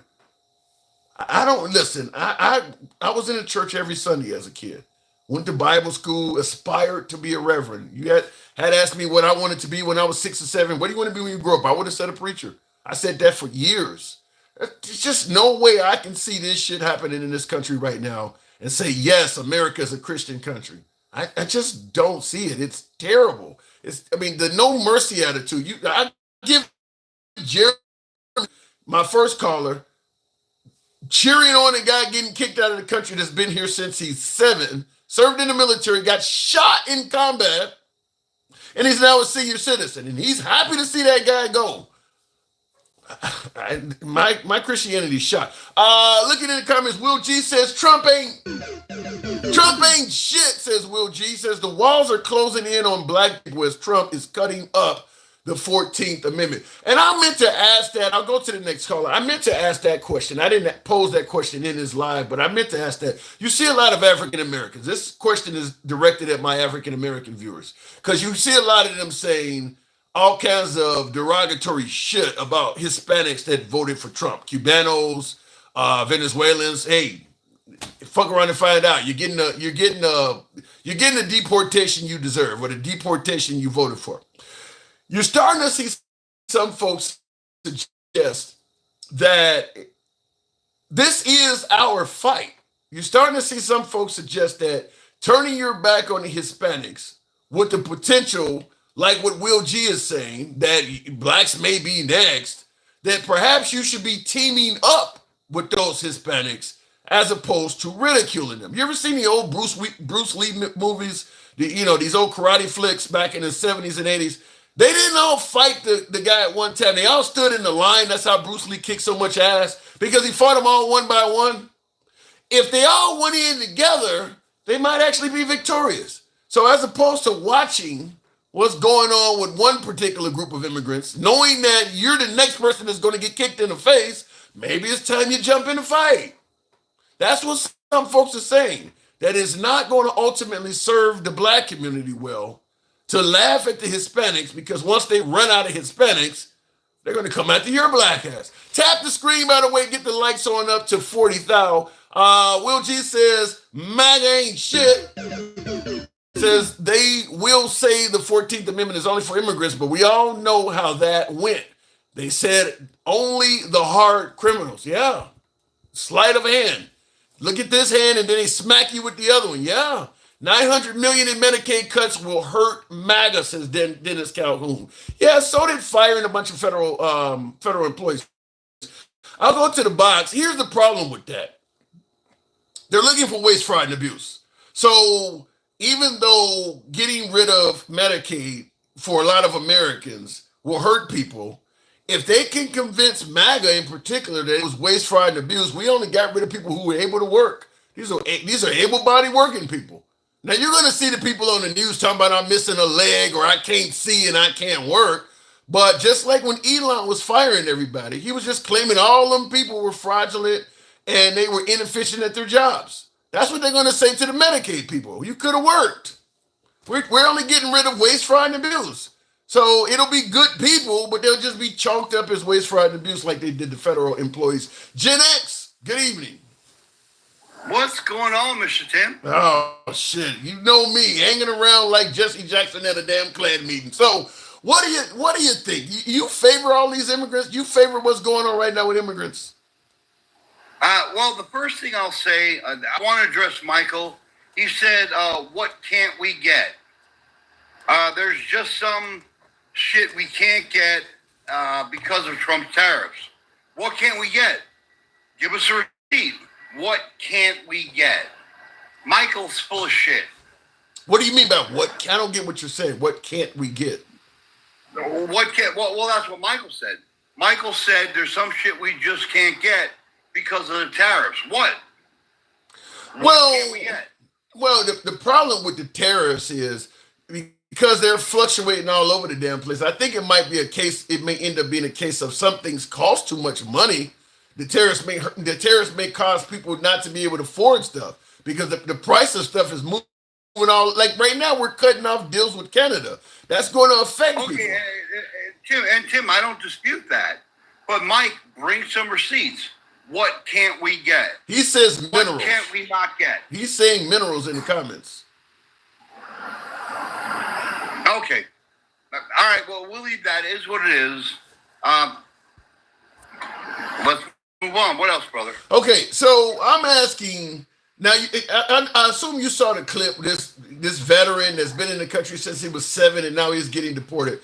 Why does your side support that stuff? Why are they? See in the comments. This is what I voted for. Why are they cheering that stuff on? That's not a rapist. That's not a murderer. That's not somebody who fits the profile of what Trump promised to go after. Support what? People who have actually served in combat for this country. Oh, yeah, I kind of got I've got an opinion about that. And I will say this, if somebody's served in combat, I disagree with Trump 100% if he's trying to end that. If somebody's served in combat in the U.S. military, dude, they have proven their worth. 100%. Okay, so you do agree that if a combat veteran put his life on the line, he should get citizenship. He should be allowed to stay. 100%. Okay. Yeah. Okay. Yeah, I agree with that. All right. Yeah, I agree with that. Well, apparently the Trump administration does not, because veterans are getting deported. They are deporting veterans. Well, I think they're going to make mistakes. And how do you make that mistake? I'll be the first one to call them out on it. Is it really a mistake though when you got people like Jeremy cheering it on? A lot of folks amongst your ranks are cheering that stuff on. All right, let me say something about Jeremy. Jeremy's a fucking retard. This guy, at one point he said, "Oh, I don't support Trump because of the bombing, but now I support him because of this or that." He can't make his mind up. I used to really love Jeremy, but he's an idiot. He's a fucking idiot. Well, he has a different opinion than you, but I did find his stance today to be incredibly harsh. The veteran's been in the country since he was 7. Is moronic. He has no basis for it, and he's speaking out the side of his neck. Fuck him. Oh wow. Okay, a little bit. I used to like the guy. But he's a idiot. I won't say the R word. He's an idiot. Yeah. Now in the comments, I got Draco saying that I'm lying. He says you found one outlier case and don't have any details, as if I only found one case of a veteran being deported, and there's plenty of veterans being deported. It ain't just one. I can tell you right off the bat, there are other cases, so it's not an outlier. But it shouldn't be, when we talk about transgender playing for the wrong team, or it's always, well, one is too many. You don't say you found an outlier. Lincoln Riley was an outlier. No, one is too many. No vet that served in combat for this country, like in this case where this guy got shot also, one is too many. What happened to that, Draco? So, look, I don't understand why your party is so harsh about, so unforgiving on this stuff, Gen X. I don't get it. Well, some of my party is, they're dumb. They're fucking dumb. Hey, I love my party. I'm far right. You know that.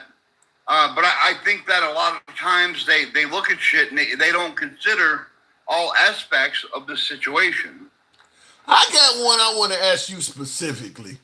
Now we mentioned talking about sandwiches. No, bitches make sandwiches, motherfuckers. We love you.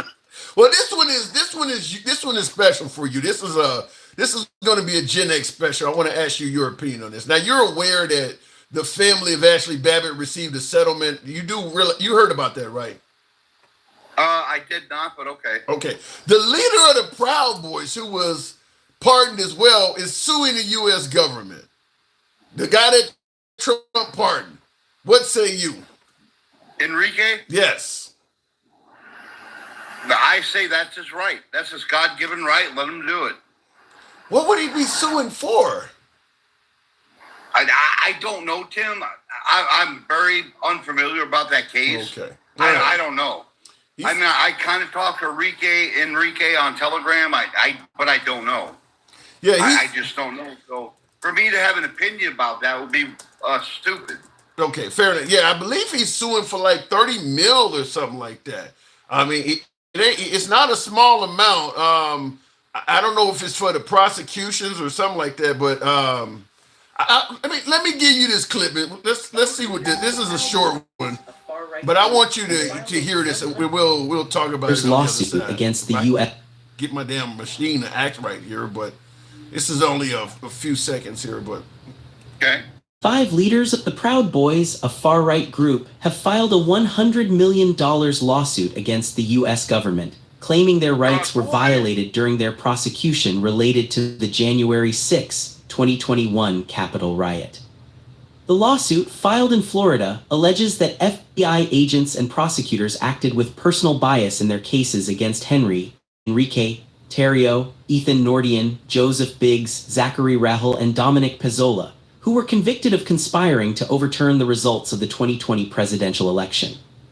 Terrio received the longest sentence, 22 years in prison, after being convicted of seditious conspiracy and other charges. Earlier this year, former President Trump pardoned or commuted the sentences of these individuals after he left office, describing their treatment as outrageous. The lawsuit accuses the government of systemic abuse of the legal system, including claims of evidence tampering and witness intimidation, asserting that their prosecution was both corrupt and... Now the voice sounds like AI, but that, I mean, it's probably just reading the article. Do you think they have a case? 100%. Wow. 100% Hell yeah. $100 million on the U.S. Malicious prosecution. It absolutely was. That's a lot of money. $100 million. That's a lot of money. I mean, under the Trump administration, I mean, it wouldn't surprise me if Trump helps aid the lawsuit in going forward. So $100 million though. Wow, that's crazy. Good work if you can get it, I suppose. Hell yeah, go baby, go. Yeah, and they were there to stop the steal that to this day. Let me ask you this, Tim. Sure. Would you have a different opinion if we were donating $100,000 to BLM? Donating $100,000 to BLM. I don't understand how those. I don't get how those are. Donating $100,000 to BLM for what? It doesn't matter for what. If we were donating $100,000 to BLM, if the lawsuit was successful, would you have a problem with that? Oh, you mean if the Proud Boys win this and then use some of the money to donate it to BLM? Yeah. I wouldn't have an opinion on that at all. I'd be wondering why you're doing it, but I wouldn't have an opinion on it. Because any money going to BLM is not going to really... We've seen what happened with the money they got last time. They went out and bought homes and shit with the money. So it ain't going to affect anybody that's black anyway. I mean, that's like Elon finding all this waste, fraud, and abuse. That shit, that ain't going to change my life at all. So if you donate money to BLM, hey, maybe you got friends in BLM, but it ain't going to affect my life one way or the other. Hey, I bought me a BLM Proud Boy shirt that says "Stay Black." A BLM Proud Boys. I don't think those two groups would get along very well. I think we get along much better than you think we would, because the problem isn't us. The problem isn't BLM. The problem is the corporate media and the powers that be that want to see us fighting each other so they can get more powerful and they can get more. They can get more fucking money. Yeah, I'm just going to tell you, there's a whole lot of people, and I'll let you speak on this, but there's a whole lot of people out there that would suggest that the Proud Boys is an intolerant group. They believe that the Proud Boys have a tad bit of racism in them. I mean, what's your opinion on that? A lot of people believe we're that. Not intolerant. Brother, we are not intolerant. We are not racist. Are you diverse? Are you diverse? I'm sorry, what's that? I missed that. Is your group diverse? Are there black members of the Proud Boys? Yeah, we have a lot of black members. We have black members, Mexican members, Indian members. We have members that say, "You don't know what you're doing. Meet the Proud Boys. Think this again." What is okay? So what is the mission statement? What is the goal? I mean, what are you guys actually trying to do? The mission statement of the Proud Boys is this: Western chauvinism. We believe in making the West the best. And to be quite simple, we're a drinking club. That's it. We're a drinking club. We hang out, we drink, and our mantra is our brother's keeper. Make each brother a better brother. Make them the better man than they were yesterday.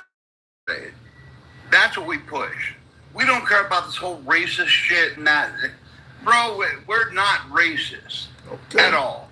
All right. Well, you do realize very few groups that are racist are going to come out and say, yes, we're racist. Most groups do deny it. I mean, I don't know anything about the Proud Boys, but I'm going to tell you that most of the groups that are, they wear masks and things like that. So, because if you caught them during the daytime at their day job, they would deny that they're intolerant. So you don't normally hear people come up. And you know what, Tim? I'll say this.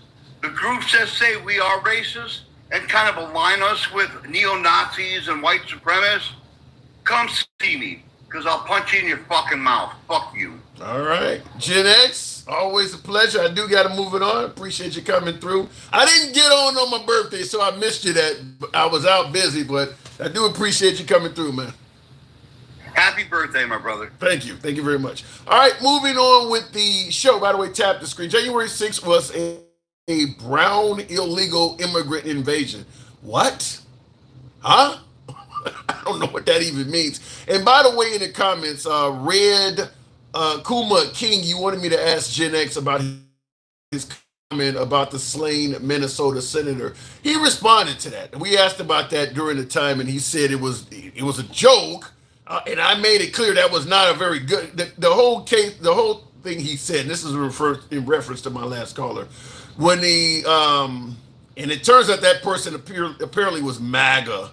When that MAGA voter or Trump supporter took the life of a Minnesota state, no, it was a Minnesota state representative. He also shot a senator, but the guy and his wife lived, but the representative and her husband died. And Gen X, because I forgot what we was talking about. Oh, it was Trump's parade was coming up. And the question was, now that we've had 2 people slain, should they halt the parade? And Gen X said, well, 2 dead Democrats, well, shit, we should throw a second parade. And this was said right, less than 48 hours after the murder. So it was a pretty insensitive comment. And my comment section would ape shit. And folks were dying to hear him answer for why he said that later on. And he later said it was a joke. Kind of admitted it was in poor taste, but he cleared it up. Anyway, looking in the comments, though, he was hired by Tim Walz. That doesn't mean anything. Trump's border czar, Tom Homan, he used to work for Obama. Sometimes you can hire somebody that's not in a political position. Like, for instance, whoever Trump has flying Air Force One, doesn't matter what political party they're in. I mean, some of the positions, it doesn't matter your political party. I mean, if you're now a judge or something like that, that's one thing. But there are some positions out there. Let's say, for instance, you're looking for somebody to gather intelligence, or you remember people say you need to learn the code. Maybe you got some really good programmers. You don't care what their political affiliation is. If they're the best at what they're doing, that's all that matters. Everything doesn't have to be political. I don't know what this guy's job was that took their lives up in Minnesota, but Tim Walz never even met the person before. So he was part of the Tim Walz administration, but he was, downrange. He wasn't somebody that actually had ever met Tim Walz. Will G says, wait, your birthday is at this time. Happy birthday, big bro. Appreciate it. Yesterday. I wasn't on, though. Yesterday. So, looking in the comments, and I'm feeling like I'm an old-ass motherfucker at this point. Tap the screen, get the lights on up. I haven't asked that. By the way, this is uncensored programming. We don't block, ban, or censor for your commentary. If you favor that, show your boy some love. Tap the screen, get the likes up. Feel free to give me a follow if you're watching on Instagram if you're watching on TikTok, and a sub if you're watching on YouTube. We're generally here Monday through Friday. See Osby, yeah! Appreciate the hat and mustache. And thank you for the happy birthday there, the folks who are sending it. I appreciate that. Going on to the next caller. So you're going to tell me what I saw. Again, talking to each other in the comments. Trump secured border, gas prices at 4-year low, stock market way up, inflation stopped, men out of women's spaces, Dems lied, trust Trump, says Johnny. I'm going to give Trump credit. The gas prices are down right now. I would give Biden credit. Now, obviously, if it were down under Biden, they would be saying all kinds of other shit. I don't want to be like that. The gas prices are down under Trump. He should get credit for that. And now, in regards to the secured border, he deserves credit for that as well. I said this on the show before Trump got elected. And for some of you folks who've been watching me for a while, you would have heard me say this. I said that Trump would be better than Biden when he was running against Biden. And then I later said it against Kamala Harris. I said Trump would be better than Kamala Harris at securing the border. I said Trump would be better than anybody, even the Republicans that tried to primary. He would be better at securing the border than anyone. And I stated because I believed, at the time I used the word believe, I said I believe Trump would want to secure the border so much he would break the law to do so. He's in office now, and many are suggesting that's exactly what's happening. But I definitely stated that. I said Trump would be better at securing the border than anybody because he would break the law to do it. And up to it, including taking lives. I don't think Trump would have any problem if he could posting folks on the border that were authorized to shoot upon entry. I think he would do that too. I really believe he would do that. Let me go back to the box. We'll continue on with the program. Going to Mr. Walter. Good evening or welcome to the program. Sounds like that aged perfectly. Yeah, King, it did. I said that many times that Trump would break the law to secure the border. So you're not going to get anybody that's going to do a better job at it than him. And that's exactly what he's been doing. Mr. Walter, good evening. Hey, man. Hey. I just can't believe this shit I've been hearing tonight. These people, I swear to God, fucking Jeremy, it just boils my shit. All right, let me go back to when I started listening to you tonight. Hold on 1 second before you do. I see Dennis Calhoun on YouTube said that the Idaho shooter, the guy who's luring the fire department in Red Kuna. Thank you for the galaxy. Wow, thank you. Shout out to you. He's saying that the Idaho shooter is MAGA. I mean, the guy is in Idaho. So that 20-year-old white male in Idaho, the statistical probability of him being a liberal is pretty damn low anyway. But he's saying the shooter is MAGA. So there you go. Yeah. Go ahead. Yeah, I saw this a few hours ago, and look, Tim, I like you a lot. And I gotta say, I work at least 10, 12 hours a day, but somehow I dip in and out of news that you seem to never be aware of. I mean, I don't know if you just spend your time online. Give me an example. What are you talking about? Elaborate. Well, the thing that you just mentioned. Like, I heard that shit at like 3 o'clock this afternoon, and I don't know. I listen to a lot of TikTok people who break this shit early. Anyway, look, I'm not trying to be a dick. Whatever. Yeah. Well, 3 o'clock in the afternoon, I'm working my day job, so that's probably. And I'm also making content throughout the day, so yeah. Some shit do get by. Good enough. Here, let me ask you this one thing, okay? Sure. Are you able to Google and bring up shit right as we're talking? Yes, sir. All right. Go to Google and Google Mr. Global, handsome liberal, and put the over on the right where it says tools or something. Search for the past 24 hours. Mr. Global, handsome liberal. What the fuck am I in? Now, when you say tools, I don't know what you mean. I can search. It says search tools. It's over on the right. Like there's a little sub thing right under the search bar, and if you go to the right, it says tools. I got Google search, and I'm feeling lucky. Yeah, but, all right, just hit that, and then when you see the results underneath that. Under the search bar, there's a little thing where you can do images and maps and whatever. But if you go to the right, there's a thing where you can change the time frame of your search, and you change it to last 24 hours. Mister, I don't see what you search by image. I really now you got me, huh? All right. Yeah, well, I mean, if you can't do it, you can't do it. I'm not trying to fuck up your show. I'm just anyway. Mr. Global's another. He's on TikTok. He's got I don't know about 500,000 people follow him, and he duetted one of your TikToks today. Oh, and he's trying to answer a question about promises, kept promises answered about gas prices, and he breaks it down with all the data, and basically says no, he hasn't.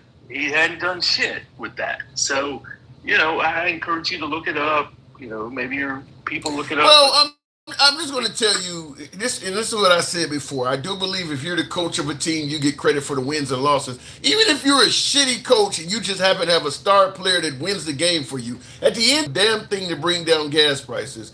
He is going to get credit because even if he didn't do a damn thing for gas prices to go up, the liberals would blame him. So I'm just simply saying, be fair about it. The answer to that is the gas prices are not down. That's the answer. That sure ain't what the news is reporting all over the place, and it's not just okay. Maybe the news you're looking at, Tim. That's what I'm saying. If you look at the actual data that this person who is in the know shows you, we're talking about the government agencies. We're not talking about some HuffPost or whatever. I'm talking okay. The NBC, the Today Show. That's the clip I just played earlier on the show. The NBC Today Show did a segment where they said gas prices are down. I mean, that's not a right-wing publication or anything. That's the Today Show. That's the Today Show. I agree. That's the Today Show. That's the Today Show. I'm talking about the actual data, bro. That's what I'm saying. Like, this is the real data. So the Today Show don't know what they're talking about is what you're saying. That's what I'm saying. Yeah, that's what I'm saying. Okay. But look, offline, look that up. There's a way you can change the time frame of Google searches. You look past 24 hours. And my man, like I said, I don't really know what your following is, but this guy's like at least 500,000. Anyway, whatever the case. He's an internet. He's got more TikTok followers than I do if he got 500,000. Yeah. Anyway, we'll switch gears.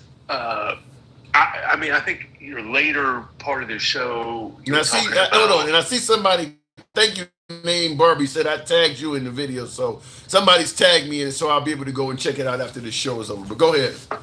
He tagged you. But anyway, yeah. Anyway.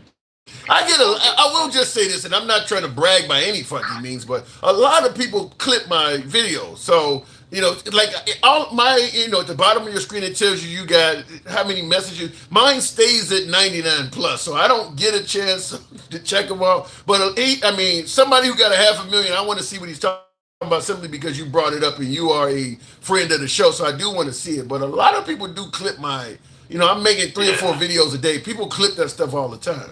No, I get it. I appreciate that. I understand that. No problem. I get that. I just wanted to bring it to your attention. It's all good. It's kind of hard to just tag the exact video, whatever. But anyway, listen. One of the things I wanted to bring up today was these reports of people being washing up on shore shackled. Have you heard of this? Have you seen any videos about washing up on shore in shackles? Damn. Yeah. No. Yeah.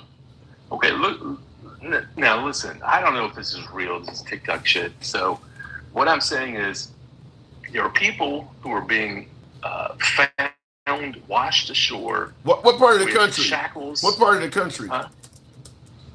In, I can't think of the name of the country. I think it's Maori. Oh, it's not in America.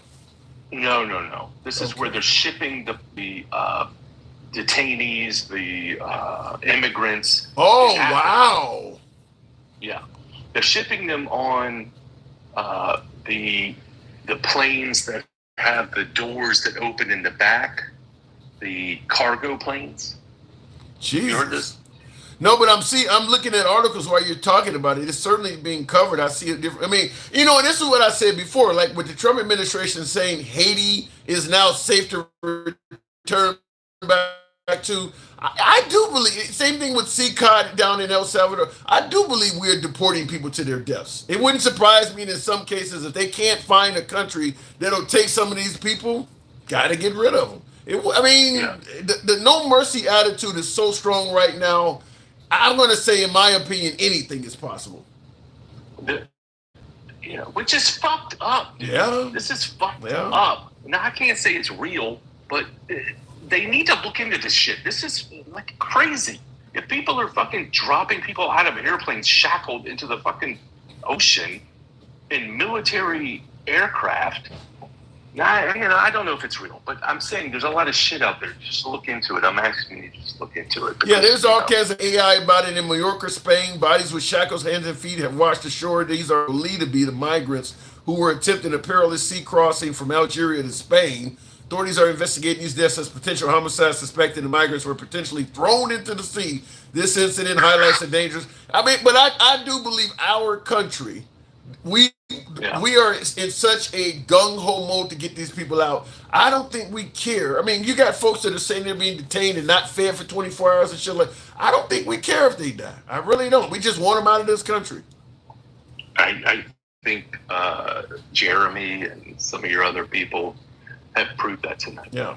They don't give a fuck about humanity, about empathy. And we're talking about Christian. You were talking about this earlier, right? Mm-hmm. Christian values or whatever.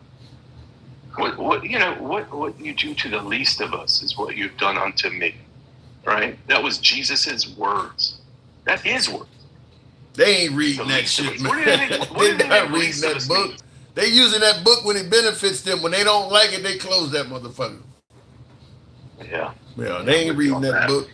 You can't. There's no way you can tell me. Yeah, there's no way you can tell me this man showed up at the border hoping to come here for a better life or hoping to make a way or run from cartels and stuff, and you treating them like that, and you're telling me that's what you're getting out of the Bible? No. Yeah, it's getting really, really bad. And you see these bounty hunters are being deputized. I know one of the things. How do you know that, though? You sure it's bounty hunters that are being working fines? How do you know that? I've heard people speculate and say that they don't believe all these folks are law enforcement, but how do you know for certain? It's literally in laws. These states have deputized bounty hunters. They have said that they'll pay them like $1,000 to $1,500 per person that they catch. Yeah. That they bring in. Yeah, we did a show on that because Gen X was making jokes about that when they were talking about they were going to give $1,000 per immigrant you caught, and Gen X was like, "I'm getting me a Corvette." He was saying he would catch them and stuff. This was before, I think it was before Trump became president or right after, when they were making it clear that they were going to go gung ho to get immigrants, and Gen X was saying that because, I was asking folks if you knew somebody that was hiding out. A mother with 2 kids or something like that, and you could make $1,000 by turning her in, would you do it? And of course, Gen X was like, I'm turning them all in. So yeah, $1,000. Wow. Perfect MAGA example. Perfect MAGA Christian example. Whatever the fuck for a little money. That's all they care about. That's all they care about is their money, the bottom line. If people are dropping out of planes, shackled, they don't give a fuck. They don't give a fuck, and it's honestly, it's gotten a lot of people enraged, bro. A lot of people are enraged where this is headed. I'm surprised though nobody has taken with so many firearms in this country. I'm surprised that they're able to go around the country with masks on and do this stuff, and nobody has taken them on. It hasn't been an immigrant yet to say, well, hell, I'm going back to Haiti. Fuck it. I'd rather go out in the blaze of glory. We haven't seen any of that yet. I'm real surprised at that. I guarantee you it's coming. And shit's about to pop off. I don't want it to, but I guarantee you it's happening. So, Well, Tom Homan stated that if the big, beautiful bill gets passed, there's a lot of money in that to expand their budget, and he said that you think we're deporting people now, he said it's going to be shocking at how many people we're going to be deporting. So maybe if the big, beautiful bill gets through with all the money that's in it for ICE, we may end up seeing the fireworks you're talking about. I'll give you the last word. I got to move it on. All right, last word is the last thing I saw today was that they're going to be ramping up denaturalization. So the people that have been naturalized citizens are going to not be citizens, and they're going to be deporting these people. So when your goal is to deport 10 million, whatever the fuck they said they were going to do, they're going to go after all the people they know are, targets, right? So these are the people who are checking in for their appointments and immigration appointments, right? These are the people that they've been heading towards, because they can't get the actual people who are criminals or whatever, because they're underground or whatever. My opinion and there's is, not that many of them. yeah, my opinion is if you do not currently have citizenship in America, I don't care if you've been legal the whole time, you got a green card or whatever. Two things: do not show up to any court dates, and do not hang around the address you have on file. Wherever you got listed at home, maybe it's tied to your cellular phone account or it's tied to your light and gas bill. Don't be at that fucking address, because if they change the law, they got all of you guys in the database. They're going to come for you first. They don't. The rapists and murderers are the ones that are smart enough to hide out as fugitives. But you thought you were legal. They're coming to your house and getting you. Exactly. Yeah. Exactly. So. And it's fucking sickening to me. Honestly, it's sickening. I don't know how much further this country can take this. I really don't. 3.5 years ago. Appreciate you coming in, Mr. Want to find out we got 3.5 years left. It's going to likely get real interesting. I don't even know if I'm going to be allowed to do this. By the way, it looks like the path towards resisting Trump is to do it and resign. That's what the senators are doing now, the ones that are voting against the big, beautiful bill. You know he's going to come after you, so fuck it. I'm going to vote against this because I think it's wrong for the country, but I know it means my job. That's probably the only way you're going to get any decent type of resistance against President Trump, is to do it under the guise that I'm kind of taking one for the team. I'm going to do it, and then most of the folks that have resisted Trump, they're not in politics anymore. They're gone. The Jeff Flakes, the Kinsingers, the Liz Cheneys. Once you resist them, your days are numbered. Did you hear about the Florida Everglades immigration detention?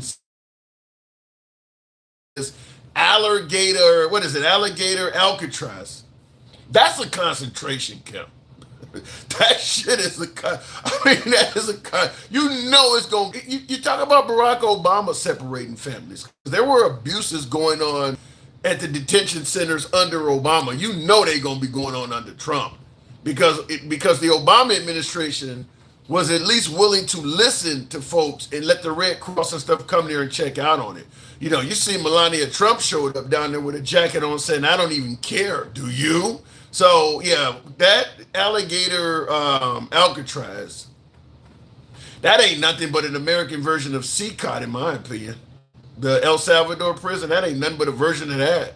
I mean, chances are the folks that are working that, the folks that are staffing and manning that island or that little spot, it's an island, I think it is, or whatever. It's out in the middle of the Everglades.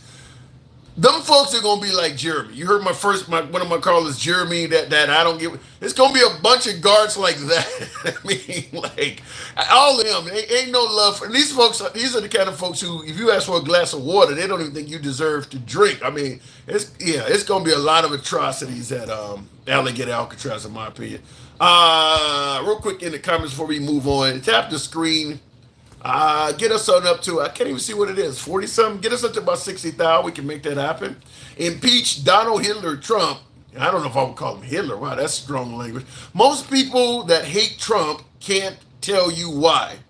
I don't agree with that, Thomas Lanham. I think most people that dislike Trump can tell you easily why they don't like him. You just don't agree with why they don't like him. I mean, every holiday he sent out messages calling the left radicals and stupid. I mean, that alone is enough to not like him. I mean, he's constantly attacking you. If you're on the left, you're taking attacks from Trump all the time. So there's a million reasons not to like him. The immigrant issue is another one. I mean, calling your town a shithole might be another one. I mean, there's a million. You might be gay. You might be a woman who's pro-choice. There's a million reasons not to like Trump. There's reasons to like him, but there are certainly plenty of legitimate reasons not to like him as well. Real quick in the comments, I had Joshua. I was trying to find him in there. I can tell you a whole list why I don't like him, says Gerald. Yeah, I mean, the notion that Trump is levitating above every fucking body else, and he's so perfect, there's no legitimate reason to dislike him. That's crazy. There's all kinds of reasons not to like the guy. Well, the media told you to do it. You would love him if you didn't have the media. Bullshit. Just reading the messages that he send out and listening to the interviews he has, you can find reasons not to like him from that. You don't have to even own a TV. Just reading clips, you could read the excerpts from things that just actual quotes that he said. There's plenty of reasons not to like him from the things he say. Everyone knows you can't make money owning more than one casino. If you still support Trump, you are a racist. Damn. Or a bigot or both. 100% fact, says Cool Ed. I don't agree with that. I don't agree that if you support Trump, you are a racist or not. The statistical probability is there, but you can certainly have legitimate reasons for supporting Trump that have nothing to do with being bigoted or being a racist. What is it about illegal you don't understand? Liberal demon crepes, or what is that? Well, before I go to the next caller, and thank you guys that are tapping the screen, get the likes up to about 60. I'll tell you what it is. You say, what is it about illegal that you don't understand? It's not that we don't understand illegal. It's that we don't agree with perfection. We're treating the immigrants as if they have to be perfect. There are plenty of people who get into trouble, and it's not discovered for 10 or 15 years later, and the judge, okay, well, you've been good this whole time. As long as it ain't rape or murder or something serious like that. This was, you've been on this didn't come forward, or there was a warrant that's been out for you for 20 years, and you finally got this, you apparently have been an upstanding citizen since then, and they let you out.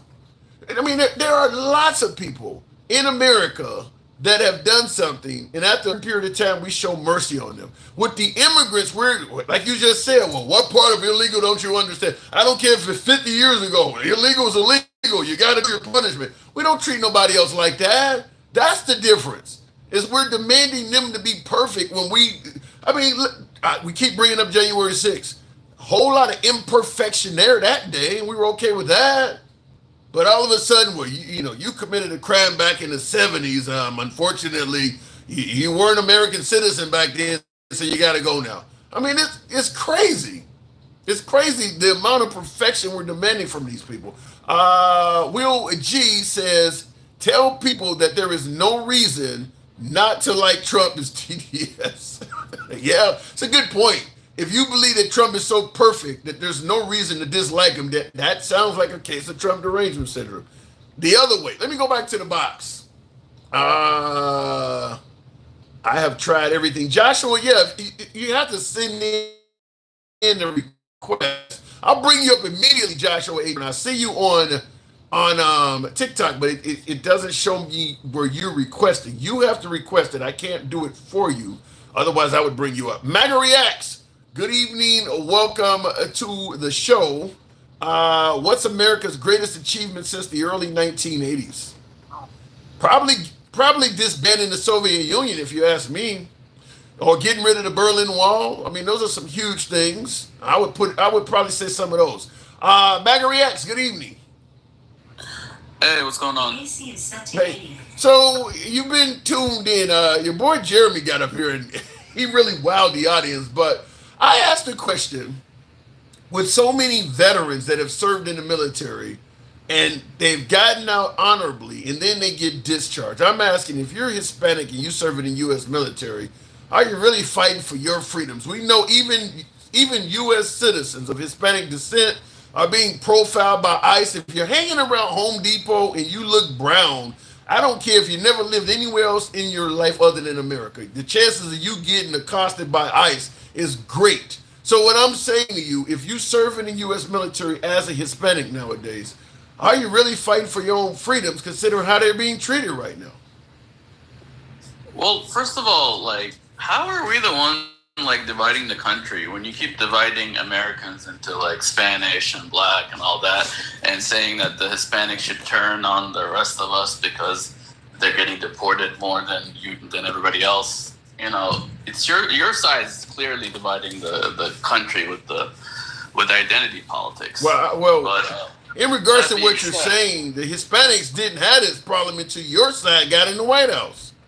Well, that's my next point. Like, I looked it up. Like, while I was looking up the story about the veteran getting deported, the first thing that came up is like 60 veterans were deported during the last 4 years of Obama, and you know, there's on average a lot of veterans get deported all the time.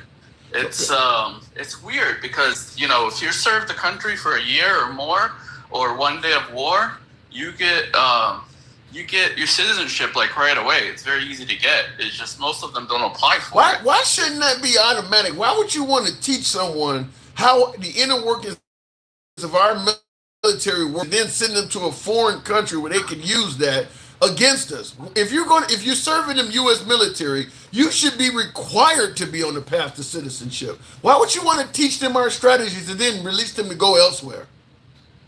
I don't know. It's just how the military was set up. Anyone from any country could join it because, you know, we're a country of immigrants. And you don't see, do you like me see how that could be a danger? I mean, what's next? You're going to let Bin Laden's kids enlist? I mean, do you not see what could be a problem?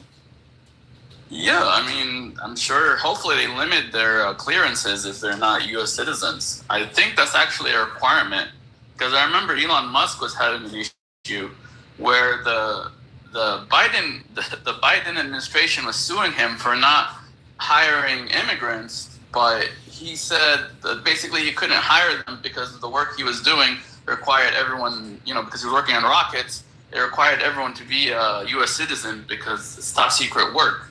Yeah. So how is he going to hire immigrants when everyone that, you know, is working on rockets needs to be a U.S. citizen? So I don't know. so To me, like to me, it just when it makes comes to higher levels of top secret. To me, it just makes no sense. If you served in the U.S. military, particularly during combat, you should be. I mean, because you're entitled to veterans benefits and all that stuff if you serve in the military. Well, if they deport you, you can't get access to it. It's very easy for you to become a citizen. It's very easy for you to become a citizen after serving in the military. It's just some people either are too lazy, or they forget, or they're never told properly, or maybe they're just doing a job as a chef temporarily and they're wanting to go home after they're done cooking food for the military. And that's why I said I don't understand why that option is even there. If you serve in the U.S. military, you should be on the path to citizenship, and upon an honorable discharge, it should be guaranteed. That should be it. You shouldn't have to do other stuff once you get out. That should be it. Because, like I said, you don't. Go ahead. What if you don't want to become a citizen? Then you shouldn't be able to serve in the U.S. military. I mean, because you're potentially taking knowledge somewhere else where it may be used in harm to America. You shouldn't be able to serve. I get your point, but even if you're just a cook, you're gonna get access to shit other than just cooking. If you serve as a cook, you're on a ship, you're on a sub, you're on a base where you can get logistics and stuff. You can give people that might be dangerous. You know what time drills take place. You know what aircraft. I mean, you still got information that could be dangerous. No, listen, I didn't set up the army. I don't even know why you're bringing all this stuff up. I didn't set up the army. I didn't set up the rules. I'm just telling you what the rules are. Okay. Like this guy, he was denied his citizenship back in 2011. He went to prison in 2009 because he got some sort of charge. He never showed up to court. He was on drugs. He didn't want to show up to court because the judge told him he was going to arrest him anyway if he shows up to court dirty. He goes on the run. They catch him. He goes to prison for 3 years. And then when he gets out of prison, an immigration judge, not Trump, an immigration judge in 2011 during Obama's first administration denied him his citizenship and basically said he needs to be deported. They just never deported him, which I hate that the country does this because it seems to be where all the problems are coming from. People who should have been deported years ago now are finally getting deported, and they're getting upset even though they knew for 15 years that they're going to get deported. Yeah, I seen the interview with the guy, and he said he had PTSD and, you know, he turned to drugs and things like that. I mean, that happens to a lot of U.S. soldiers, and we find ways to work with them. We don't deport them or punish them. I mean, I just look, whatever he was dealing with, if it's warranted that he gets some time behind bars, that's one thing. But deporting him away from wife and kids, so why? I'm sure his wife is probably a U.S. citizen. Why didn't he get his papers through her? I don't think this guy was trying at all. I don't know, but I just simply say if he tried enough to go in the military and get shot in combat, that should be the only effort needed from him. That should be it. I don't think you should have to go and try and do all this other stuff. Actually wanting it too, and I don't even know. He clearly didn't want to get deported. Well, yeah, now, but I don't know. I'm not in this guy's mind. I don't know everything. The other question I had is why didn't he get his citizenship like I did when his mother got her citizenship? Or is she not a citizen either? I'm sure. Well, I'll answer that question. The same thing I think I told Denal, one of the earlier callers. Before Trump came along, having a green card was the gold standard. You didn't need to get citizenship. If you had a green card, you were allowed to stay indefinitely. You could do everything except vote, and maybe. But this guy, like myself and my family, is pre 9/11. Him and his whole family should have had citizenship. You didn't hear what I just said though. Getting citizenship costs money and there's extra steps to it. If a green card is the gold, which it has always been until Trump came along, there was no reason to go that extra step and pay the extra money and go through all of that. A green card entitled you to everything Americans get except for maybe voting and holding public office. You didn't need to get citizenship. That's what people keep saying. Well, why didn't you get citizenship? Because you didn't need it before Trump. Trump is the guy that came along and suddenly people with green cards were being targeted. This guy is from before 9/11. Like, you know how easy it was to get your citizenship. It still costs, but MAGA, it still costs money, tests, and time to get citizenship. Compared to today, it probably cost nothing back then. It always gonna cost something. If you're gonna get citizenship, it ain't gonna be free. I don't know what would make you say that. My family poor as fuck back then when we got our citizenship, so I really doubt it. I think you just have to want it and actually do the paperwork. I'm just simply saying if a green card gave you all the rights and privileges of a typical American, there was no need to go and get citizenship no matter how easy it was. The green card was the gold standard. That's why they didn't go further and get citizenship and take the citizenship test and all of that. It wasn't necessary until Trump came along. Well, obviously it's not the gold standard because, you know, a lot of people, again, the other problem is you're seeing how the beef is made. You know, you're seeing how the cow is killed. Because up until now, Trump hasn't deported more people than Biden or Obama. His deportation numbers are still. He's only been in office for 5 months. We're comparing Trump. We're comparing Obama's whole term to 5 months. Give him time. He's certainly trying to break it. 5 months. If you compare 5 months to 5 months, he's still behind. And I'm pretty sure he's behind Biden too. Okay. So, you know, I think you're just seeing how the cow is made. And, you know, you're getting disgusted, but this shit was going on the whole time. Like I said, you know, veterans were being deported under Obama. I'm pretty sure they were being deported under Biden. I'm sure they've. I don't recall Home Depots being raided under Obama and them going in schools and shit. I don't recall that happening. Since when? That was like a trope of any movie that they'd raid the Home Depot. That's always been like ISIS go-to to raid a Home Depot. And now under Trump, it's the first time they ever did it. That shit's in so many movies. I'm just telling you. Without being something that they did. I'm just telling you, they literally hated Obama. If he was doing this stuff, you would have heard Fox and the right complaining about him chasing farmers in fields, and the farmers have nobody to pick the crops. The right would have said something about that. Anything of it back then. It was normal. No. That's normal shit. These people were not U.S. citizens.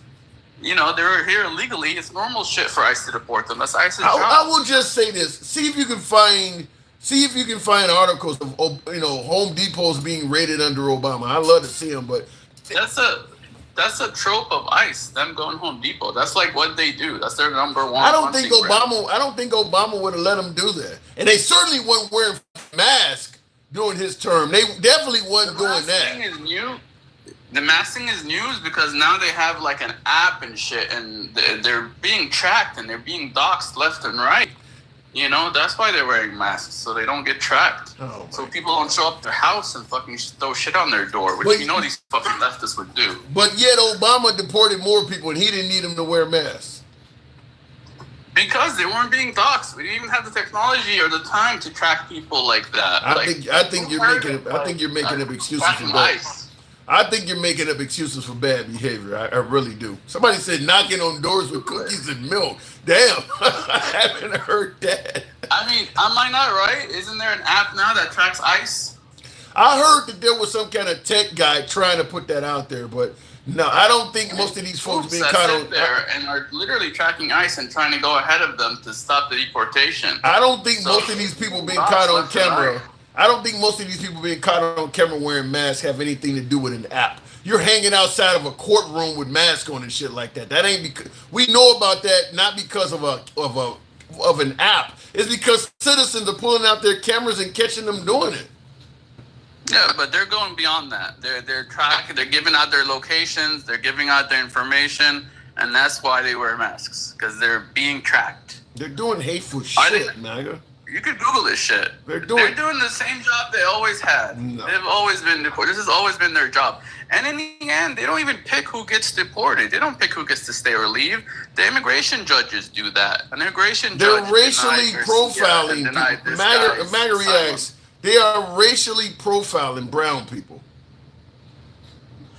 I mean, that's on them. I mean, most of the illegal immigrants that came from the southern border, at least the spike the last 4 years has been. But I don't know. If they're going to courthouses, I'm sure they're getting some white people. Why did you say? Wait. You said that's on them. I don't know the stats on that one. I said they're racially profiling people. You said that's on them. What is? They shouldn't be doing that. They should be deporting people equally, no matter where they come from. Okay. Well, as long as they're illegal here, you know. You do know what racially profiling is, right? Yeah, assuming that more brown people are here illegally and going after them. So they should racially profile some white people and see if they're fucking immigrants too. How about not racially profiling anybody? I mean, as long as you treat everybody equal, that's all that matters. No, you don't violate. You don't violate the Constitution. You don't violate the constitutional rights of everybody to balance it out. No, you don't do it. Okay, you're kind of. Maybe we have different meanings for racial profiling. Yeah, maybe we. Hey, I gotta move it on. I can't believe Once you you said do it to everybody, it's no longer racial profiling. It's just normal profiling, which is okay. It's what the FBI does for a living: profile people. Normal profiling is fine. I don't even have a fucking answer for that. I gotta go. Appreciate it. Thank you. MAGA reaction it is, everybody. All right, appreciate you coming through, man. Thank you. Looking in the comments, that's a lie. Even when judges say they cannot arrest them, but they do it anyway. Okay, you guys are talking about no Medicaid in the big beautiful bill. Yeah, the big beautiful bill. I think that here's the problem with the Medicaid. And I see the comment before I go into that. I'll ask that you tap the screen, get the likes on up to about 60,000. A lot of lazy thumbs in here. But thank you, folks that are tapping the screen. Will G says racist white people, more than like conservative in nature, create the racial caste system. The world is divided since the 1400s. My guess is it probably goes back even further than the 1400s. I mean, it's you know, it all in addition to being based on race, it's also based on wealth. You know, the haves, the have-nots, and all of that. Because some people are saying that they're getting rid of the illegal immigrants, and when folks say, "Well, who's going to do those jobs?" You and me are going to do those jobs. They're creating a permanent underclass, is what some people are saying. So they're going to get rid of the illegal immigrants. And they'll have the remaining legal brown and black people do those jobs, or some of the rednecks, the peasants among them. That's who they play. I mean, you're going to have a wealthy class, and then you're going to have a peasant class. This is what some people are saying is going to happen. We'll continue on, because somebody's got to do that work. Somebody's got to do that. Will G says Trump is trying to bring, he said the same thing. There we go. He's actually agreeing with me. Trump is trying to bring back the caste system with the pastiest white people, rug pulling meme, coins at the top, and the darkest people picking crops at the bottom. That if you get rid of the illegal immigrants, that's exactly how it's going to fall. I mean, When Trump said they're taking black jobs, if you do end up getting rid of most of the illegal immigrants that are in this country, in the city and the urban areas, those jobs probably are mostly going to be filled by other minority groups. But there's a lot of places these folks are that don't have enough blacks to do the job. I mean, some of these farms and shit like that, I don't know who they're going to find to replace. So I just don't see it going to the point where they're not going to have to come up with some way of letting some of these people back. You can't. I mean, if you get rid of all of them, I just don't see it not being problematic. But they're willing to find out, so we'll see how it goes. Black people definitely aren't going back to farms. LOL. They waiting. Yeah, I know I'm not. You know, there's a YouTube. Before I go to the next caller, there's a TikTok. There's some Hispanics that do a TikTok live where they got a camera looking like it's in the back of the bed of a pickup truck or something. And they're driving this, or tractor or something. They're driving this tractor across a field, and the folks are constantly bending over and picking up what looks like cabbage leaves or beans or something. They're on a farm doing work, and they're bending over and putting this stuff in the truck. They bend over and pull some more out of the ground, and they're just doing it constantly. And because I looked at the video and I put a comment in there, and I'm like, just watching this is making my back hurt. I mean, that's all you doing is bending over, picking up something, putting it in the truck, bending back over again. I mean, you might bend over to pick something up 20 times in a minute. I mean, these people are just, I'm like, damn, there's no way in hell I would even if I tried to do that for any length of time in my 20s. I know I wouldn't do it now. I know I wouldn't do it. So I don't know who they're going to get to replace that shit. Will G says they arrested an immigration judge for holding a hearing and letting the immigrant go to the mass vigil. They arrested an immigration judge for holding a hearing and letting an immigrant go to the masked vigilantes are the ones kidnapping and throwing immigrants on planes with no hearing. I don't think they're getting due process, and MAGA believes that. MAGA has made it clear they support not giving illegal immigrants due process, so I believe they're doing it. But I think that was in Milwaukee. Now the judge did break the law. The judge was dealing with an immigrant, and ICE was in the courtroom. The judge didn't like that, so the judge actually told the immigrant to come in the back through her chambers and showed the immigrant how to get out of the courthouse through a back door. ICE actually was able to catch up with the guy on the streets and detain him, and I guess he's since been deported, but they also arrested that judge. Look, I get the sympathy play, but she did break the law. She actually did break the law. I mean, she knew these folks are federal, and they actually have jurisdiction to be where they are. What they're doing is terrible, but they are within the realms of the law. And as a judge, she had to know that. So I don't know how far it's going to go, but under the Trump administration, they're going to take it as far as they are. I mean, they're not going to let her go. So we'll see. But she did. I mean, officially, she broke the law. She did break the law. Supreme Court is corrupt. I don't want to say the Supreme Court is corrupt. I'm going to say a court with a 6-3 majority slanted in one direction can be predicted that most of their rulings are going to be very far in that. If you had 6 liberals and 3 conservatives on the Supreme Court, it would be a very liberal Supreme Court. It ain't that it's corrupt. It's unbalanced. It's unbalanced. I don't want to say it's corrupt. I mean, because they would be doing let's just think about rulings for the LGBTQ, rulings for women that want the right to choose. Think about how that would be if you had a 6-3 liberal. I mean, you would be able to probably have abortions in the 9th month. I mean, it's going to be very, very liberal. 6-3 on the other side. Now, one thing is corrupt is Mitch McConnell blocking Obama's pick. That was corrupt. It should be 5-4 in favor of conservatives, not 6-3. But other than that, they're doing what, 6-3, that's a huge swing in one direction. They're doing what you kind of would expect them to do. I don't think it's corrupt. That's what you would expect. Come on, Tim. You way off base with that. Let me know what you're talking about, King Fan.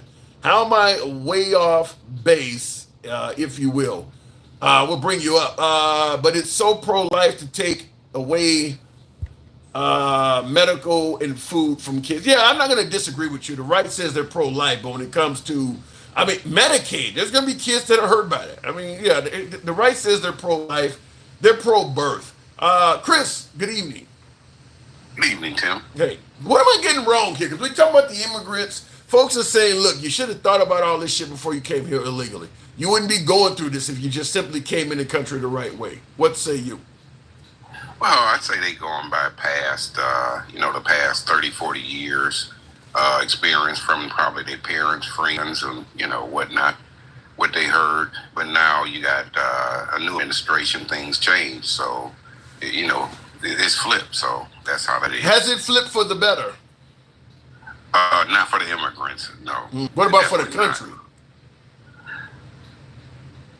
Has it flipped better for the country? In other words, is America?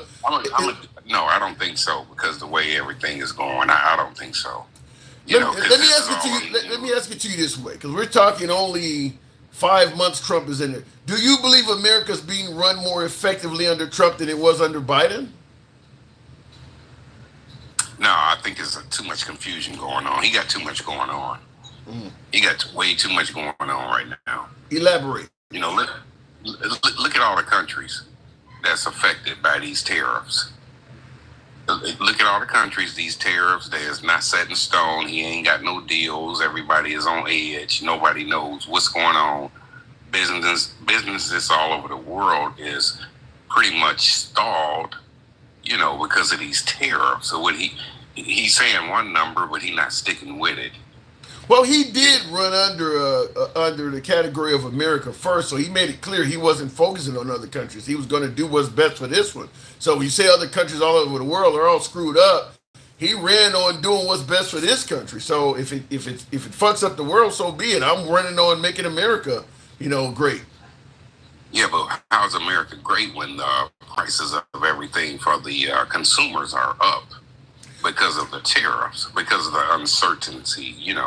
I can't say that's it's too confusing. Well, they're claiming the price of fuel is at its lowest point in the last 4 years.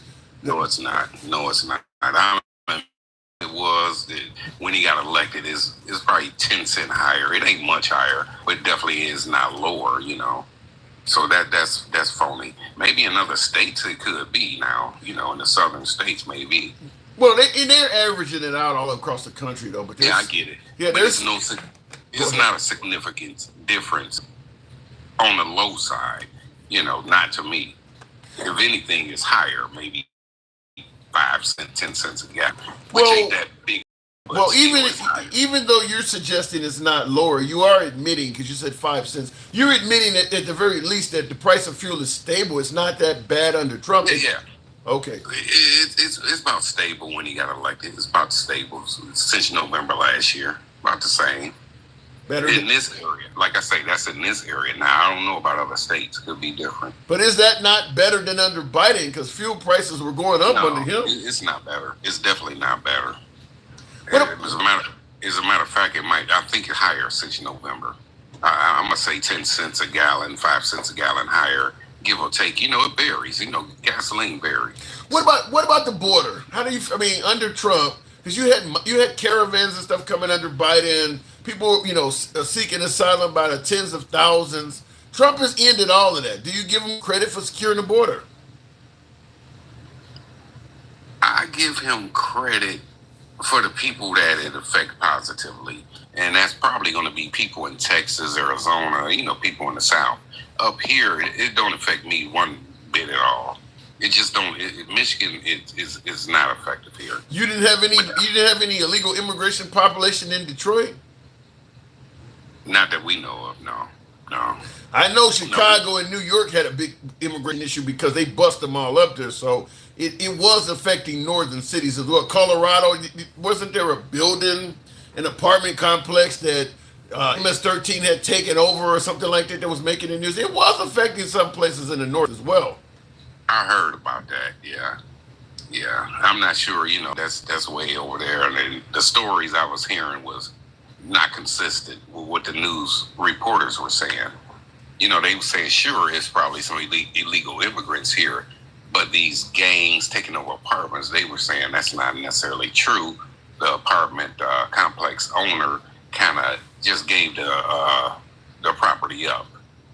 Well, when you got people on camera that are walking around complexes with long rifles and kicking in the door, it doesn't. You don't need to really hear what somebody has to say. It's on video. The guy's walking up the step. You got a group of people walking around the apartment complex with rifles in broad daylight. Yeah, I seen one video. They played about 1,000 times to make it seem like this happened 1,000 different times. It's the same video at different angles. So, they try to push that. That happens with American citizens. Yeah. We've seen that. We see that every day in America with American citizens. So that don't really faze me much. What about getting rid of gang members like MS-13 trained to Aragua? You give them credit for that? Don't faze me because I've never seen no gang members for MS-13 in Detroit. I've seen Detroit gangs. Yeah, but you're making it sound like, okay, so you're only concerned with what happens in Detroit. These are your fellow Americans that may be in Los Angeles or Houston. What about them? If it affects them? Right, but them are American citizens. All them gangs are American citizens. I don't know nothing about no foreign gangs. You don't think any of the illegal, you don't think MS-13 has any illegal immigrants as part of their ranks? It's just all American citizens? Not that it's gonna affect the country more than American citizens themselves. Okay.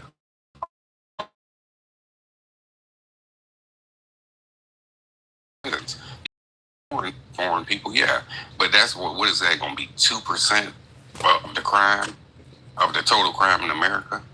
Now you got a dissenting opinion.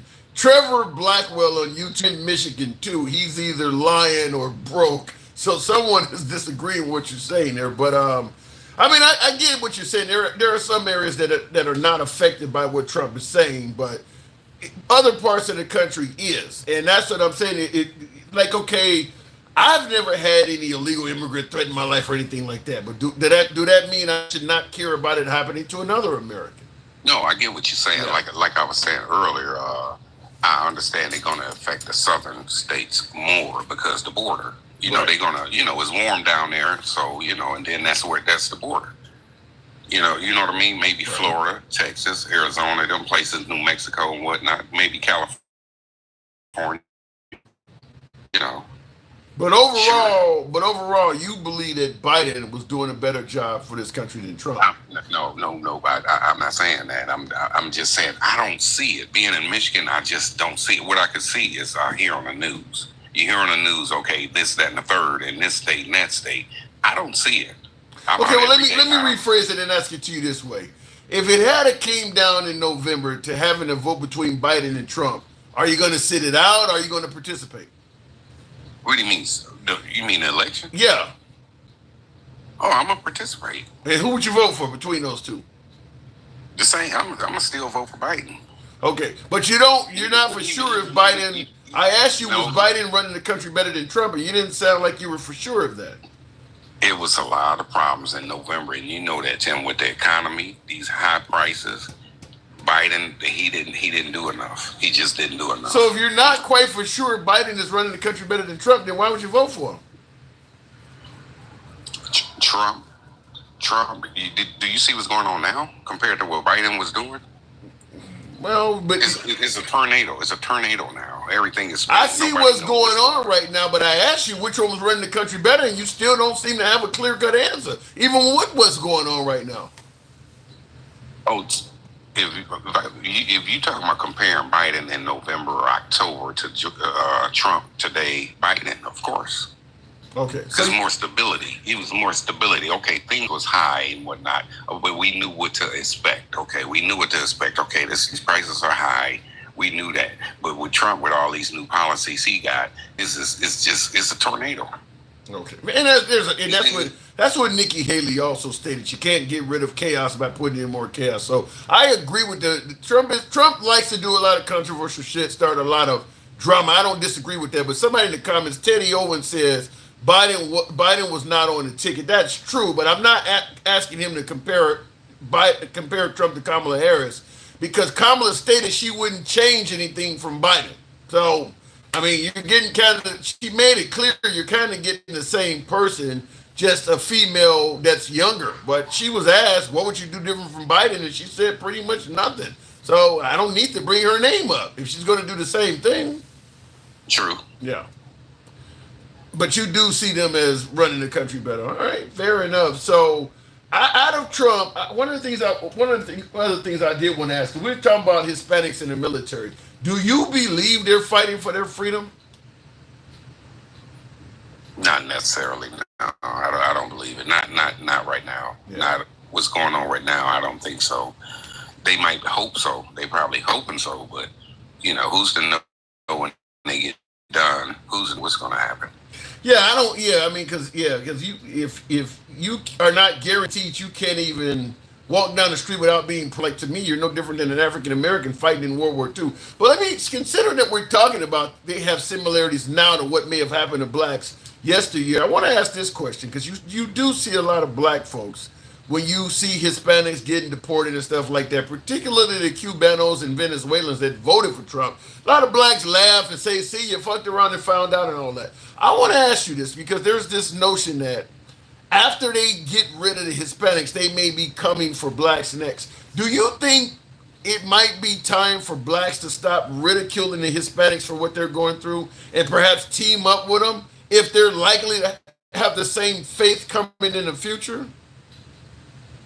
Yeah, I really don't agree with black people doing that anyway. I just don't agree with it. I just. Well, they're angry though. I mean, they are angry because they're seeing these folks. They believe they voted against their own best interests. I understand that, but at the same time, to be name calling and this, that, and the third, that's not the way to approach it. Especially publicly. I get it, but if you are Hispanic and you voted for Trump, you kind of voted for name calling because that's exactly what he was doing. So now that you're involved in misery yourself, it's gonna be you're gonna have some people saying there's no way for you now to say you don't want name calling. You voted to side with a party that's known for name calling. What's the numbers? What's the percentage of Hispanics? Well, shit, he outright won. 30. He outright won the male Hispanic vote. He won more male Hispanics voted for him than Kamala Harris. So he won nationwide. Okay. Well, I still the name calling. I couldn't do that. No. No, I would try to talk to him in a polite way. I surely wouldn't be all over the internet and talk. Just talking negative. That's not going to help nothing. It's too late now. Yeah. They done voted. It's too late now. You can talk to them, but don't talk about them. I don't agree with that. So what? Like when they were in LA not long ago protesting, where Trump sent in the National Guard and then active duty Marines. This is where you had a lot of blacks even with that protest. Like I'm sitting this one now. You guys. I seen that. What about the note? Do you believe blacks should be out there protesting with them? I think they should if they agree with that, as far as how they being rounded up, if that's your belief and leave race out of it. Okay, if you honestly believe that this is wrong, and even though it ain't happening to blacks, go out there with them. I think so. Yeah, go out there with them. Now Debo in the comments is saying blacks cannot save them. He says, why must we keep sacrificing ourselves when they were against us? That's a good question. I'll give you that one there, Chris. Well, think about it. The Black Lives Matter protests, it was all racist. You might have didn't see a whole bunch of them, but it was whites, it was Mexicans, it was Latinos, it was Asians. You might have didn't see a lot of them, but trust me, they were there. They were there. All right. My guess is maybe more get on TV and ask for help. I mean, you got on TV and was talking about you're voting for Trump. Maybe somebody should get on television and apologize and ask for help because that's the gripe the black community has against them is they feel like they voted against their best interests and brought Trump down on all of us. So maybe they need to get on TV and I fucked up, but we need your help. I mean, he is going to come after you guys next. Some people are saying, so look, we fucked up. We put him in power, but We need your help. I mean, You got a good point. That's a good point. Ain't nothing wrong with admitting you were wrong. You know what I'm saying? In a positive way, ain't nothing wrong with that. Put your pride aside. Fair enough. I got to move it on then, Chris. Well said. Okay, Tim, I appreciate it, man. Absolutely. Appreciate you holding. Thank you. All right, moving on with the program, by the way, and if I can get you guys to tap the screen. I've been asking for 60,000 forever. God damn, these thumbs are lazy. 70 by now. Tap the screen. Get the likes on up. Don't be afraid. Admitting you're wrong is a sign of strength and character, says Jen Newman. I like that comment. And, because we chastised Trump. Trump is one of those individuals that I think Trump believes admitting you're wrong or apologizing is a sign of weakness. Just, stick with it. Whatever you do, just ride it out. Double, triple, quadruple down. Just keep sticking. That's my story, and I'm sticking to it. That's mantra for Trump. And it's worked well for him. It's worked well for him. So I guess the question would be, why would he change now? MAGA don't give a damn if he even says something that MAGA knows may not be true or is at the very least quite suspicious. Okay, Biden wasn't true all the time. Obama lied. I mean, they just kind of roll right with the punches. So I don't see why he would apologize. There's no need to. I agree that the people are taught to be racist. Yeah, I think everybody knows racism is taught. Racism is not in you. You got to be taught to be that way. I mean, just like a little baby will sit there and pet a fucking lion. You got to be taught to not like stuff. Republicans will always pay the military because they use them. There's some validity to that, but they will pay the ones they are using, not the ones they used. Think about the derivative of the word. Using versus used. So you are correct. The Republicans will have a sky-high military budget that pertains to the military they are using. But the ones they have used, i.e. the veterans, cannot expect to get that same love. Think of it that way. So yeah, the Republicans will make sure the ones that are in there now that they're using are being treated right, at least somewhat. But once they get out and they're old and gray, those are the ones they used. Them can't depend on the same. Big difference. MAGA loves Trump more than their family. Damn. Kevin Kevs. You believe that MAGA will put Trump over their own family? Ooh, I don't know about that. Ooh. So if you got two families, let's say you got a family in I don't know, the wife or one of the cousins don't like Trump. You think the family would have a falling out putting MAGA over Trump? I mean, putting Trump over their family members. I see a lot of folks in the comments are agreeing with that. And Democrats just leave used military equipment to the enemy. You really think that stops with the Democrats' big boss? We talk about Biden leaving military equipment in Afghanistan. So you say the Democrats leave used military equipment to the enemy. You don't bring up all the shit we left in Iraq, do you? You don't bring up the fact that George W. Bush built the whole fucking airport for them people, do you? I mean, remember you had a Republican president before Trump. He wasn't doing a very good job. So keep that in mind. When you talk about the Democrats leave stuff behind, you do realize Bush left a whole lot of shit behind too. That ain't something that's just relative to the Democratic Party. But I'll say, nice try. The equipment was for the Afghan army. I don't know. I think that what they should have did is, listen, politics dictates that you criticize the other side. So it really wasn't going to matter what Biden did at the end of the war. They were going to find a reason to criticize him. But leaving a bunch of equipment behind, Pakistan is right over there. Sell them the damn shit for cheap or something. You could have done that. If it's too expensive to bring it home, sell it to the Pakistanis for a cheap price and let them cover the cost of even bringing it to their country, or let them come and get it. I mean, we could have made some money off of it. It didn't have to be left behind. And when somebody said it was left behind for the Afghan army, that's the fucking Taliban. Now, remember, Trump negotiated with the Taliban and put them back in power. and they are just as oppressive as they were before we went over there. So, looking in the comments, the Afghans had fought a lot of stuff. It was theirs. The Taliban, we gave equipment. Remember, we're giving equipment to the Taliban. You think they like us at all? MAGA bends over for APAC. I don't think that it just relates to MAGA. I think Biden, I do believe that the Biden administration was somewhat more resistive to Benjamin Netanyahu than Trump is. But Benjamin Netanyahu is currently a war criminal. Even other NATO member states he cannot go to, otherwise they would arrest him. He has Interpol warrants. However, I don't think the Biden administration would have taken Netanyahu into custody either. But the difference is I don't think the Biden administration would have let him do as much damage as he has done. I mean, he could go and blow Gaza up right now continuous, and Trump is not saying anything. Trump is letting him just kill as much as his heart's content. I don't think the Biden administration would have supported him going into Iran.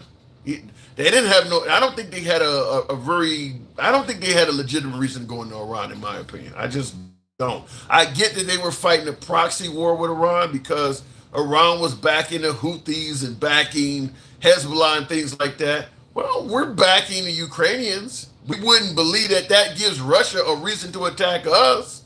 It's a proxy war. We've been in proxy wars in Vietnam every damn where. We don't believe that we should be attacked because of that. But all of a sudden, when somebody else does it, it warrants an attack. Kind of like our shit don't stink type mindset. Let me go back to the box. Tap the screen. We almost at 70. Make that happen. King Finn. Good evening. Welcome to the program. I like Gulf of Mexico better, in my opinion. Gulf of America. King Finn, good evening. What up, though? Not much at all, man. We're talking about Hispanics fighting on behalf of this country and then possibly getting deported afterwards. What say you? Sick, dude. Well, I mean, I don't understand what would be the reason that they would want to go fight for this country if they are not fighting for their own citizenship. They ain't fighting just to have it, just to go war. I mean, if that's the case, and we're saying that, then we might as well just go empty out all the prisons with all the lifetime murderers and send them. If we're just sending people to war just to have them killed, you know what I mean? Like, what else would be the goal of joining the army, the military, possibly seeing combat regardless of role? Because regardless of what you say, in the military, you go through something called boot camp, right? Right. And that's to show you how, that's to train you on what to do and how to react if some shit go down. Yeah. Right? That's to get you in shape, to get your cardio, get all of that stuff up. So if any shit go down, regardless of your war, regardless of your post, you can pick up a gun and start popping at the enemy. Am I wrong? Am I right or am I wrong? You are right. Okay. So what exactly would be the goal of going to a war, going to the military period in wartime with a warmonger president if you don't think some shit's gonna pop off? That would be the end goal. Is obviously citizenship. Yeah. Here's one thing I would ask, okay, because if you're in the military, you're supposed to be in there. You can't just go AWOL and leave. But if you're not a citizen of this country, which means you have no guarantee that you're going to be allowed to stay here after your tour is over, what if you're in the military and you just say, fuck it, I want to go home? I mean, can they force you to stay even though you're not necessarily going to be allowed to stay in the country afterwards? You signed to be up in the military. Well, I'm not, since I can't be a citizen of this country, that means I'm not guaranteed any of the VA benefits and all the shit that normally comes along with vets after they've served. If I get deported, I'm not going to have access to any of the VA benefits. So fuck it, I want to leave right now. I mean, would they be allowed to just leave? I doubt that shit seriously. They'd be pushed AWOL and probably brought up to a military trial for that shit. Ain't no way in hell. You just left your post. The military ain't finna let you run through that shit. I know a couple people who went AWOL, and I can tell you now, the military didn't look at that shit. Okay, it wasn't good, and they was citizens. It was nowhere near good. And that's my point. That's why years the other one spent 8. Yeah, that shit wasn't good. Wow. There wasn't nothing good about that. Damn, they really got it. And that's my point. I'm like, if you serve in the military, it should be mandatory that you're seeking citizenship. I mean, and once you serve, you should get it. That should be part of serving in the military. The only way you can serve is if you want to stay in this nation. And once you serve honorably, you should be granted citizenship. It should be that should be as clear as day. It should be automatic any damn way. Why else would you go to fight for a country? You're not gonna just go. I'm not gonna just go sign up to go blow off some damn. I mean, that ain't blowing off steam. That's war. Yeah. I mean, at any time it can pop off. The reserves. What about That's now? just the same thing. What up now? Alter Ego in the comments says you can opt out of the military without going AWOL. How do you? How do you just opt out? About that? What is it? Damn, what is it? It's that I forgot what it's called, but I just seen the shit in the movie. It was something about you can opt out within the first week or something due to some type of leave and shit. I'm not exactly sure what it is, but he might be right about that. But is anybody I've seen go to the military from junior ROTC all the way up to actually being an officer? No, you can't bag out. Maybe he's right. Maybe I don't know. But everybody, I know two people who went AWOL. You know what I'm saying? About 2 years. 2 years for one of them, and about 5 years after the other one. Neither one of them got any type of leniency. One of them spent 18 years, the other one spent 15, and it was not fun. 18 years? I'm sorry, 5. One of them spent 8 years, the other one spent 5 years. Behind bars? Well, I don't know if it was behind bars, but again, I wasn't there. Right. I couldn't tell you. I'm only telling you what these two men told me. This shit was not fun. And it was literally because they went AWOL. So I don't know. Again, all I know is I didn't see them cats for a little while. I mean, like, let's say, for instance, you're in the military. Let's say you join the Coast Guard, which is obviously a branch of the military, and you're doing patrols down in San Diego somewhere, and you're like, fuck it, Tijuana's right here. I'm Mexican. I'm leaving. I'm tired of this shit. You go back to your home country. Are they going to put a warrant out for you that you come back to America because you're getting punished for going AWOL when you don't have American citizenship and you happen to be Mexican? I would suppose they would. You went AWOL. You know what I'm saying? Like that.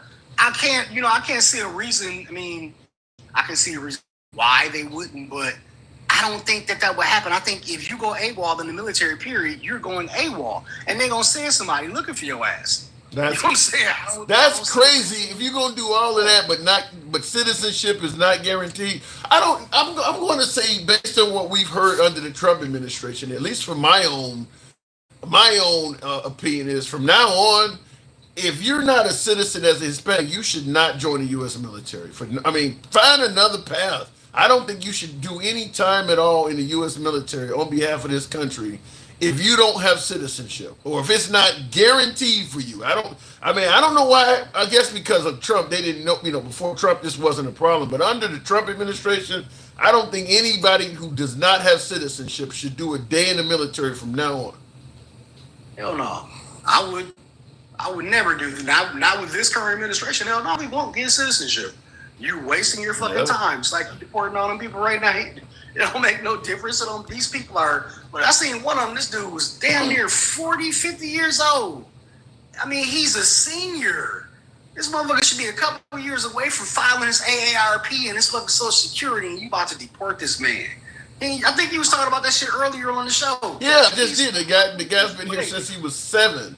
And he did a full, he got shot in combat. He actually got shot serving for the military. But because he had a drug problem, they deported him. My man been here forever, since little tykes. Yeah. And you going to deport him now? Come on, man. That's crazy as hell. He ain't the only one. There's a guy who got deported back to South Korea like that, too, that came over as a young child, and he only speaks English, and now he's living in South Korea trying to find a job and all. I've done a story on that. I mean, they said rapists and murderers. These people are not that. I mean, they went from rapists and murderers to basically anybody we can. If we can find a legitimate reason to deport you, we're going to do it. And if we can come up with new ways to deport you, we're going to do that too. It ain't got nothing to do with, emptying insane asylums and emptying out prisons and sending people. They're taking on a stance of any way you can find to deport these people, come up with it. And if we can come up with new ways, let's do that. That's what they're doing. I'll tell you this, you know who next. That's all I'm gonna say. You know who next. Black people next. We're trying to find a way to send us back to Libya, send us back to Africa somehow, some way. I'm telling you, it's not sure. It's not, it's not an idea that's not, out of the possible range of the weird and crazy shit that's going on today. Think about it. Literally, they're rounding people up at Home Depots and shit. Rounding people up off the corners. They don't know who these people are. I think I read the news story again today. Another American young lady, American citizen, was deported today. Come on, man. Like, what are we doing here? And all you ICE-loving cowards, tell them punk motherfuckers to take off their mask. Tell them to show their badge. That's some weak-ass shit. The cops ain't supposed to walk around without their badges on and they fucking body cams. Why does ICE get a fucking exemption? That's exactly why they told they shit up. They told their little garbage, what's them bearcat carriers up here in Minneapolis apart. Motherfuckers took that shit apart, dog. Ain't nobody playing with y'all. Damn ICE. ICE. The Somali people don't give a damn about your ass. Neither do Hispanics up here, man. ICE. Try that shit somewhere else. ICE loving. You said ICE loving cowards. All right, King. I gotta move it on, man. ICE loving cowards. Wow. Appreciate you coming in, man. All right, moving on with the programming. Will G says Liberia 2.0. Let me ask you folks this. I hope we're not talking about Liberia 2.0, but let me ask you folks this. Is there anybody watching? I'm assuming that most of you folks, you're patriotic, you love your country, but is there anybody watching that has started to, at the very least, consider the thought of living abroad? I mean, everybody is not Rosie O'Donnell or Ellen DeGeneres or Richard Gere. All of them have left the country, but has anybody at least thought, if the shit hits the fan, I'm willing to move? Has anybody thought about that? Thought about leaving the country? Because things are changing so quickly.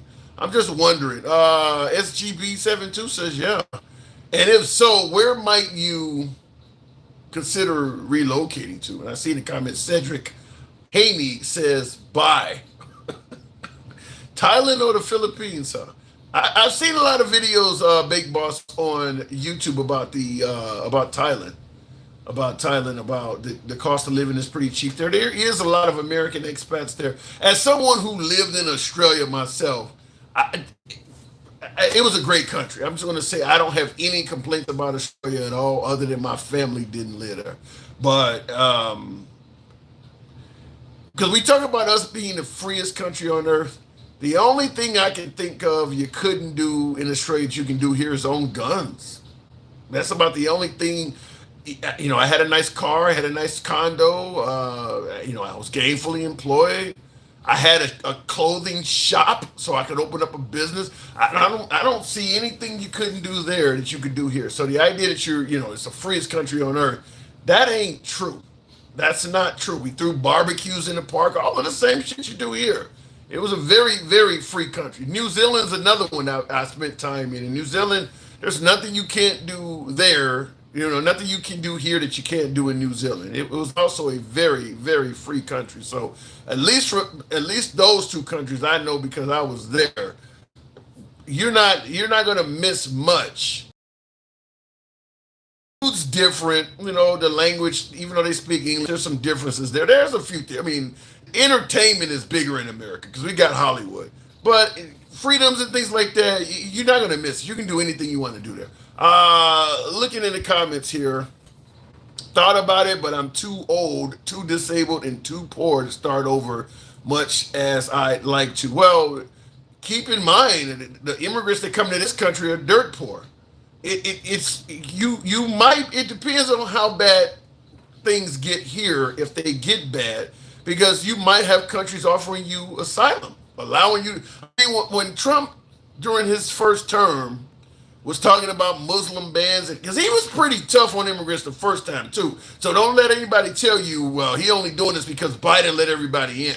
He was real gung-ho on immigrants the first time. He just didn't have the administration in there. He didn't have the loyalists to let him do it. But he was tough the first time too. And obviously Obama was tough on the border. So Trump had this mindset anyway.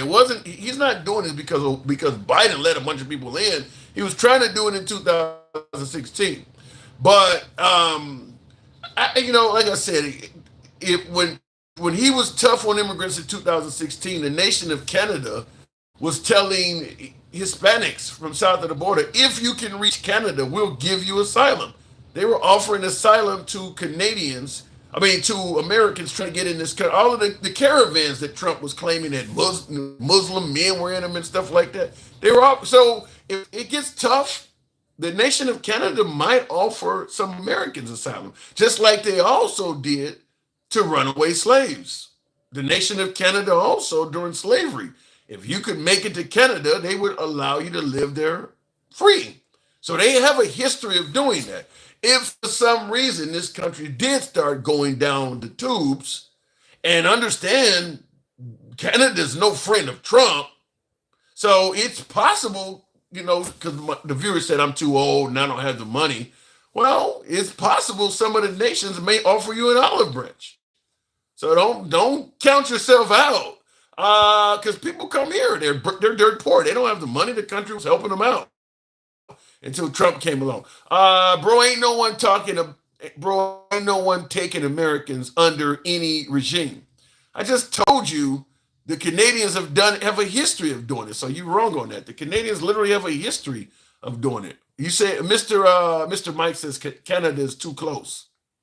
I don't give a fuck how close. If you're treating me, if I'm in the house and you beat my ass and you mistreat me, I don't give a fuck if I got to move to the neighbor's house. I don't care how close it is. If they're treating me better in that house than I am in this one, I want to go there.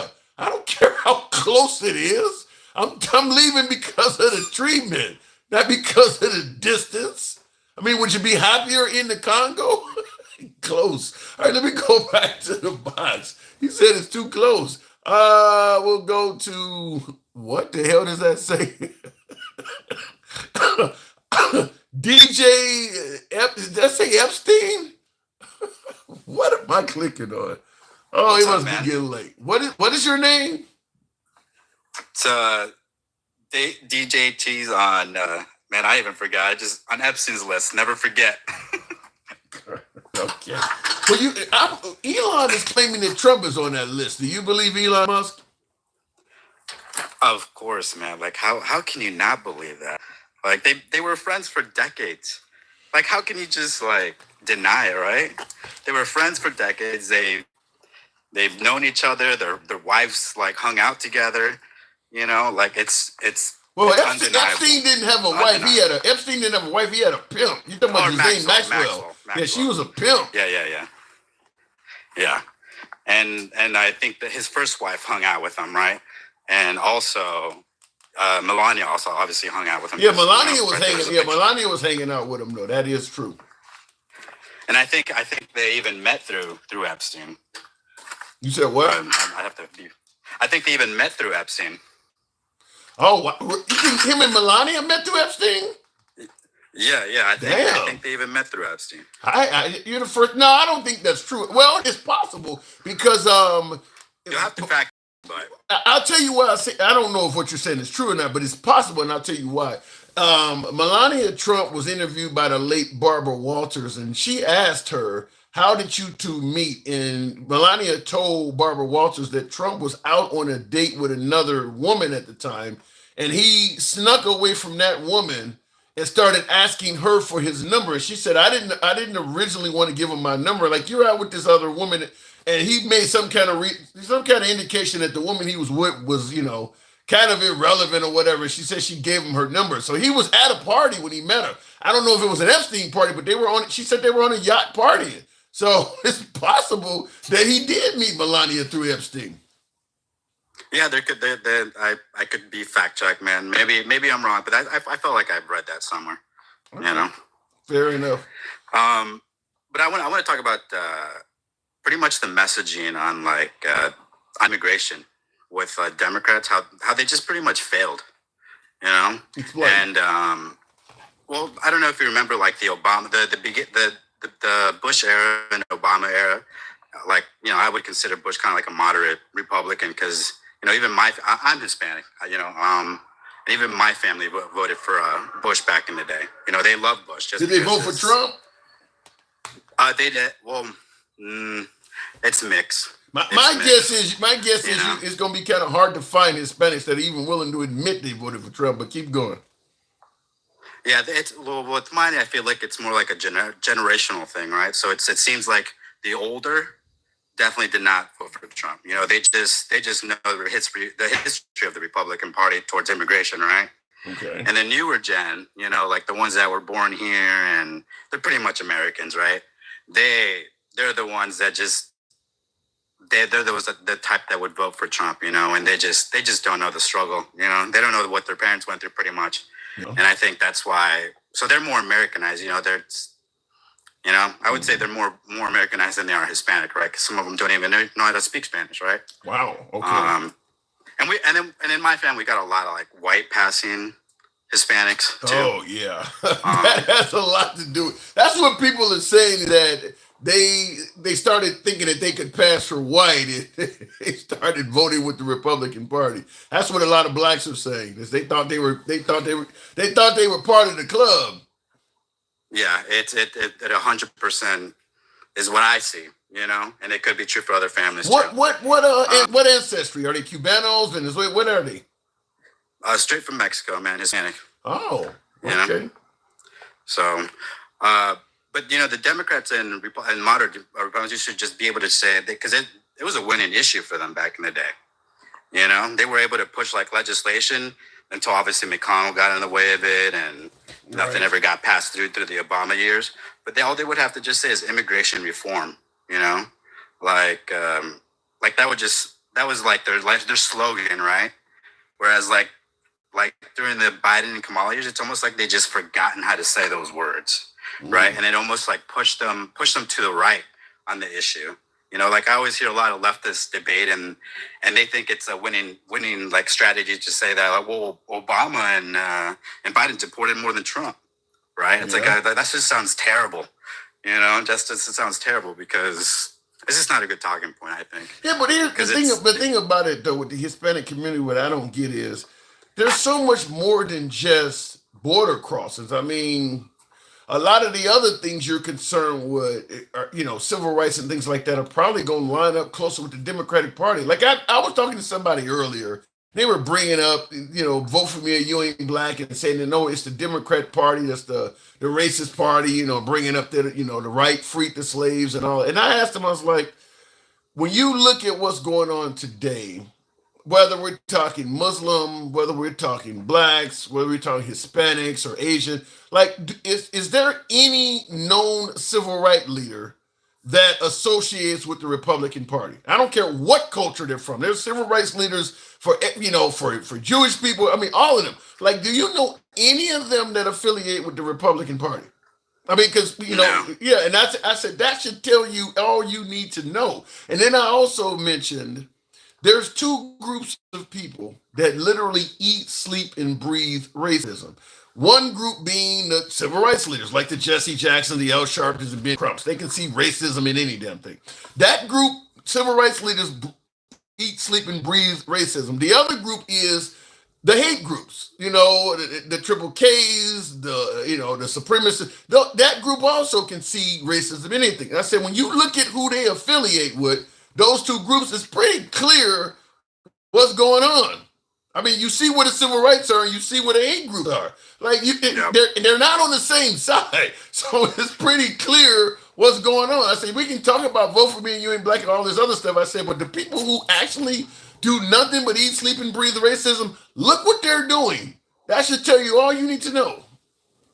Yeah, I hate the argument that they make with how they say, well, the Democrat Party was the party of slavery. You know, it could easily be like, you know, your answer could be like solved with just looking at the map at those southern states who they're voting for now, right? Yeah. Like, it's easily debunked. Well, that's the denial that there was any switch of parties. I mean, you know, a lot of folks don't believe the party switch took place, and yeah, what you're talking about is what would debunk that. They don't, you know, they don't believe that. Yeah, I mean, yeah, but yeah, no, that's all I had to say, man. Just that the Democrats just kind of sucked at their messaging this time around, and I don't think they're going to get it back because social media has kind of been taken over by them, right? I think right now the Democrats do not. Well, I mean, it's first of all, let's admit it's pretty damn early. Trump has only been in office 5 months. I always bring this up. If you go back 4 years from today, whereas Biden had only been in office for 5 months, the Republican Party was equally in disarray. Trump had a whole host of cases before him. We didn't even know if the guy was going to survive or go to prison or not. So it's not like, it's not like 4 years ago the Democrats were a strong party and we knew who was going to lead them. I mean, so, they were still saying that Trump was going to be put back in as the 17th president of the corporation and Nancy Pelosi was going to get arrested by the military and all kinds of crazy shit. So the Democrats don't have a clear-cut leader right now, but it's early. In most cases, they don't. That during that time, that's when Merrick Garland should have literally laid down the pressure. That's when they should have gone after him, and none of this would have. Then they would have just been in more disarray, right? And then it would have been successful to lock his ass up because he should not be free, man. after January 6th, that dude should not be free.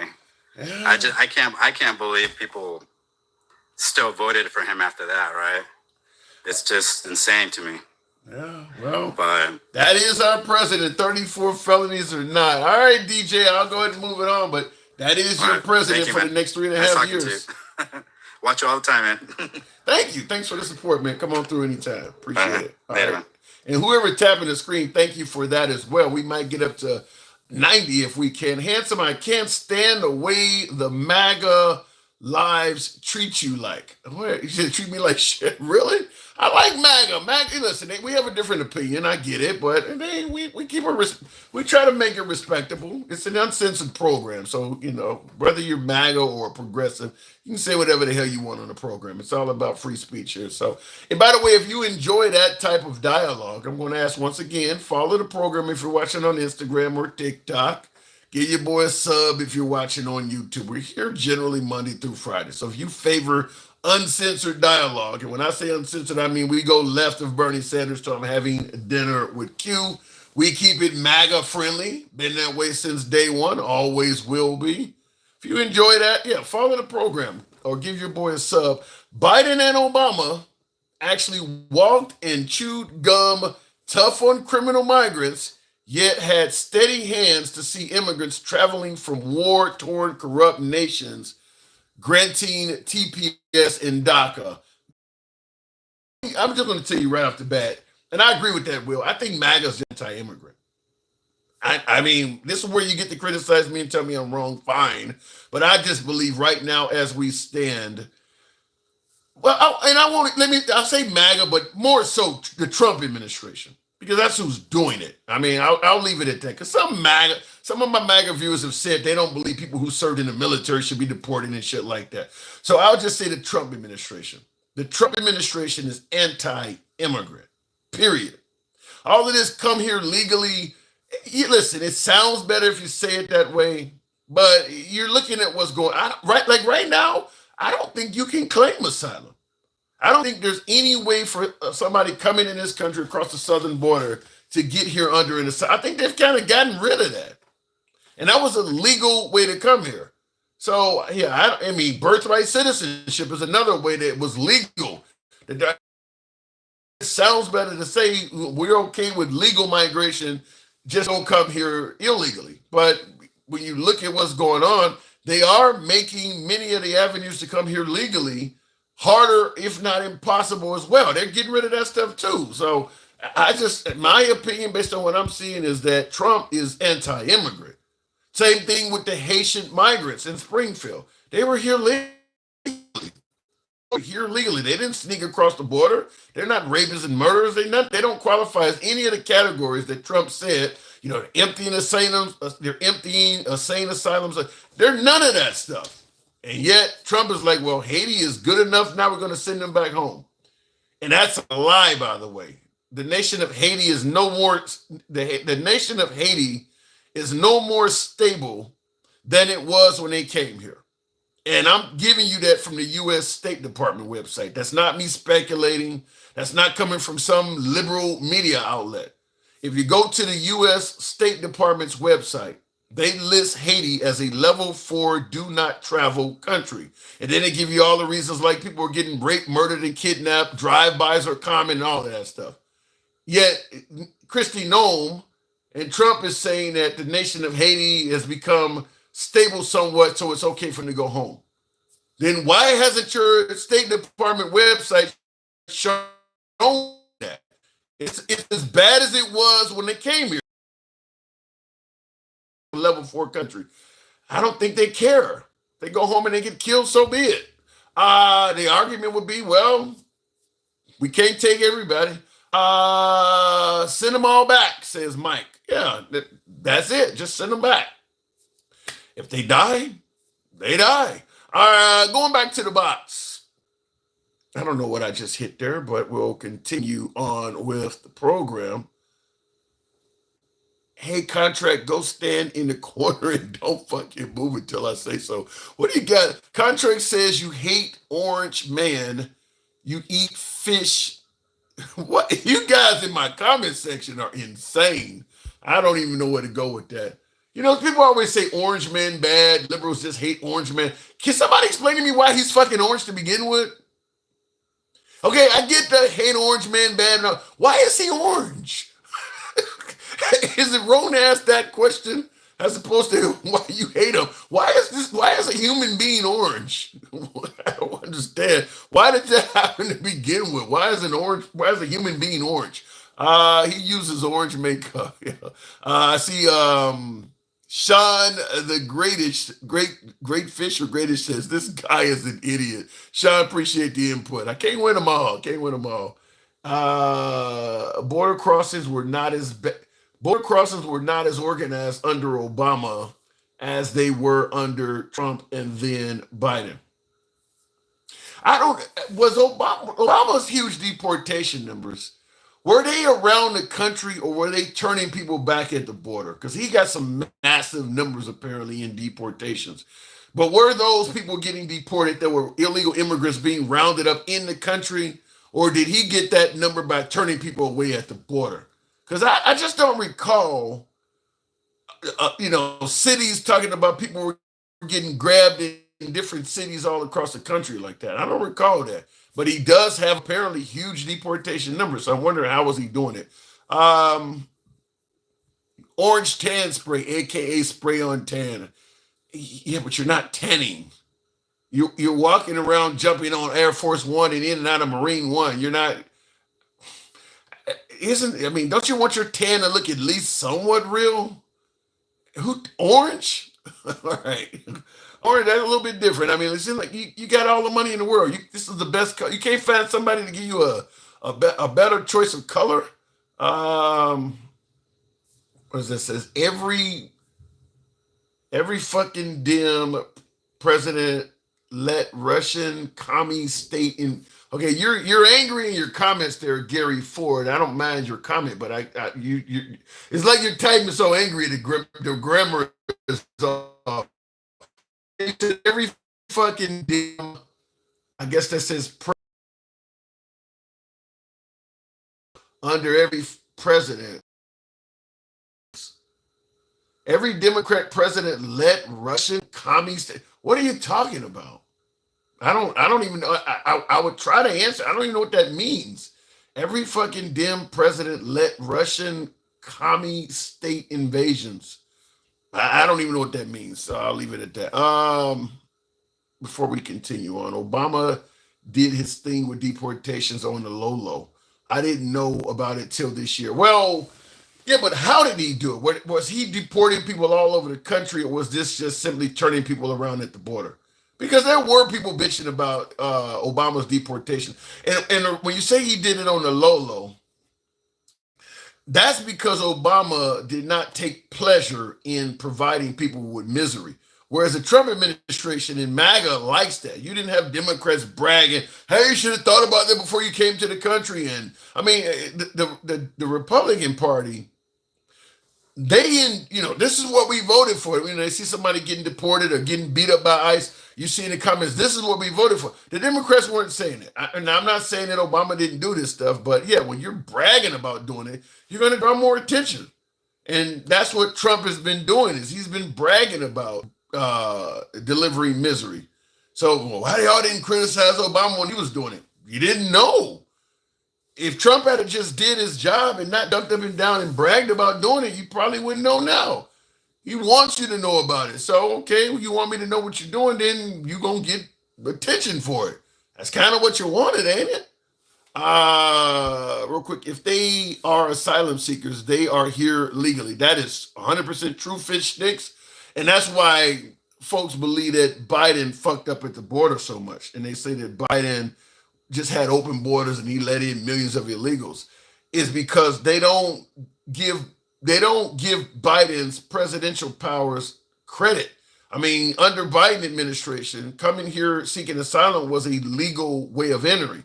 The right views all of them people as illegals. They're not. You could legally come to the border at a port of entry and request an asylum case. And they would give you a court date and send you about your way in the country. Now, we can talk about how stupid that is or how the person may or may not show up, but the fact is they're not here illegally. If you came through a port of entry and you walked up to a border person or somebody and said, I want to put in an asylum case, and they allowed you, you're not here illegally. But under the Trump administration and MAGA, they all believe that person is an illegal immigrant. And once they became the party in power, they turned all them people into illegal immigrants. So a lot of the folks that are being deported and rounded up are not here illegally. They just became fugitives once Trump became president. Same thing with the Haitian migrants in Springfield. Once Trump got rid of TPS, temporary protected status, for those folks, it's like 500,000 of them, by the way. Once Trump got rid of that, they've been told you have till September 2nd to either self-deport or you're going to be literally a fugitive. So then they boom, as of September 2nd, all of these legal immigrants are going to become illegal. Biden didn't let them in illegally. Trump changed them into illegals. There's millions of folks that came here legally that Trump has changed them into illegals. So when he said, I'm getting rid of illegal immigrants, yeah, you are. You're getting rid of people that you've changed into illegal immigrants. Trump is whiter than school science project glue. Damn. So he has to have something that pops at the flaming hot dust. Well, I guess if you're keeping yourself covered with tanning lotion your whole life, he probably is very white and lucid under there. But that didn't have to be. I mean, you've been covered up with tanning lotion your whole life, I guess. Yeah. Oh, God. Says he's whiter than school science project glue, like that Elmer's glue. Oh my God, that's horrible.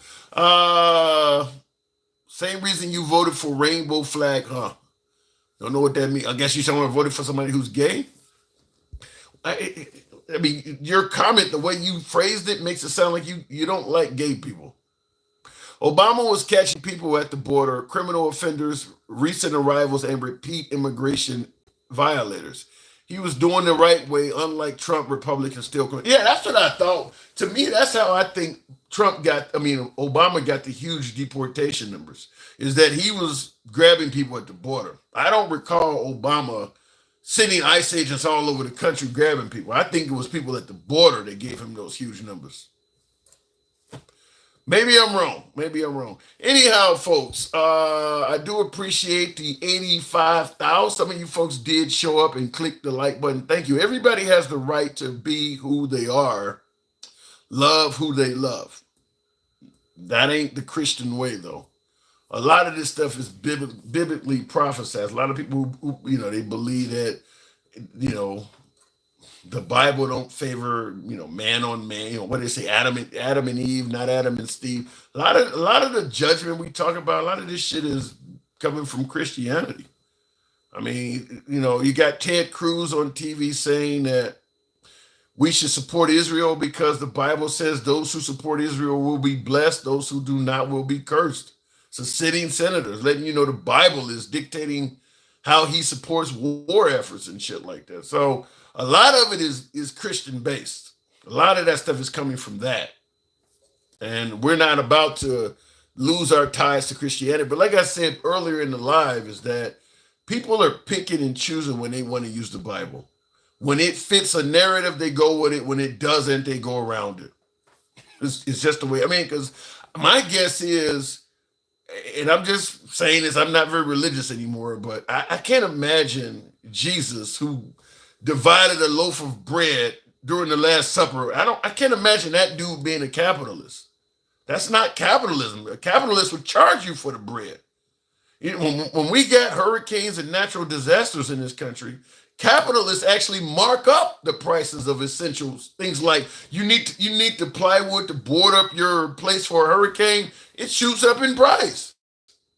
Capitalists take advantage of your desperation. So we're a capitalist country. To me, capitalism and Christianity, they don't seem like they would even work together. We criticize socialism. That's, to me, sounds like you would have religion would be more into that. Listen, I'll give you an example. Right now, Alligator Alcatraz, we've all heard about this, out in the middle of the Everglades. They want to deport people, so they're using this place. They're sitting in all kinds of tents and shit out there. 3,000 immigrants, beds and everything, so we got homeless people laying all over America.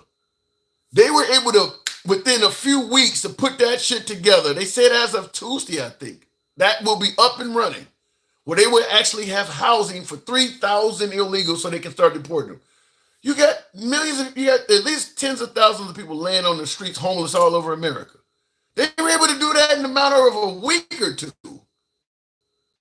But the homeless Americans, oh, fuck them. You just hooked on drugs. Just left them hanging. Wasn't that the whole goal? Is that we were going to stop sending money overseas. We were going to stop helping in Ukraine.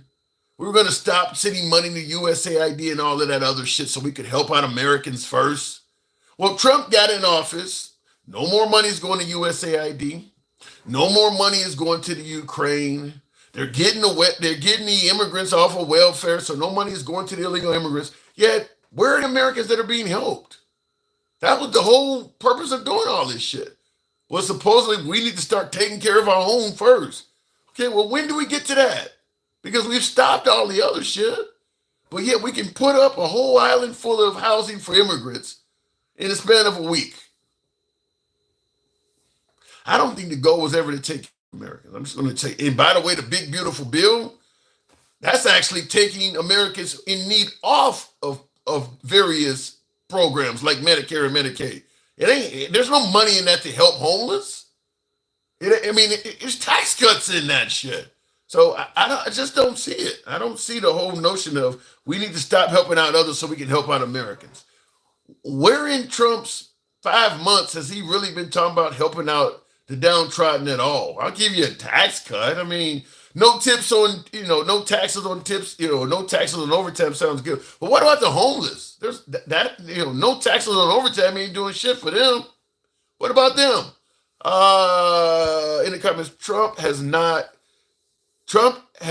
no time to lay on a, wait a minute, Trump has not time to lay on a taking bed or sit on a beach.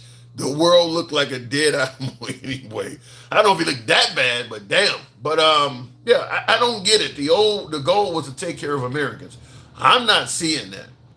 And I'm not seeing any plan in the future where they're talking about doing any of that. I'm seeing more folks who are just ridiculing the homeless, particularly the ones that are in California. I don't see any future goal to take care of them. But we'll see. Anyhow, I do appreciate the 88th thou. Just like you folks, I got to get up early in the morning and go working for the man as always. Thank you folks that are tuned in always. It's a pleasure having you here. Doesn't matter what your politics are, you're always welcome here. We have an uncensored format.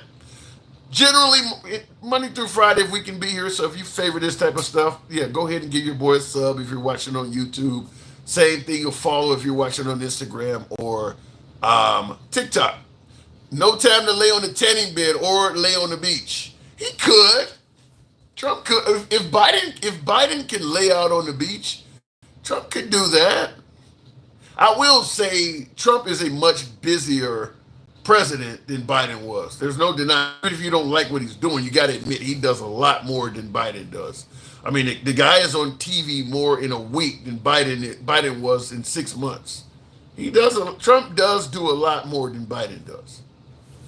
You just might not like it. If you're MAGA, this guy is very effective and very efficient. If you're a Democrat, I don't like what he's doing, but he does a lot more than Biden. I don't think that's up for a debate. No tax on panhandling tips. Ain't nobody paying tax on panhandling tips anyway. Trump should have called it Operation Bullseye. MAGA back in business. I think it should have been called Operation Cruelty. I think that would be a great name for it, Operation Cruelty. Because that's what they're doing. I mean, it's just like a motherfucking bunch of Cruellas walking around with masks on and ice vests. Operation Cruelty is what you got to call it. And I do believe that's how history will judge it, is it will be considered cruel. I think there's going to be a lot of people that are involved in what's going on now that years from now are going to be trying to deny they had anything to do with it. Very similar to some of the stuff you see back in the day when they're spitting on a little girl trying to go to a school that has white people in it. They don't want to admit they were part of that. I mean, obviously all of them people are not dead. You know, all them folks that are not dead from the Martin Luther King era that were throwing food on blacks for sitting in restaurants and shit like that and putting acid in pools and shit. All of them folks are not dead. So I do believe there will be a time when some of these folks, the way they're treating immigrants, are not going to want to be identified. And that might have more to do with why ICE is wearing a mask than any other excuse they're giving you. It's your boy Tim, the handsome liberal. I do got to step away. I'll catch you guys mañana. Thank you. Here we go. Appreciate it.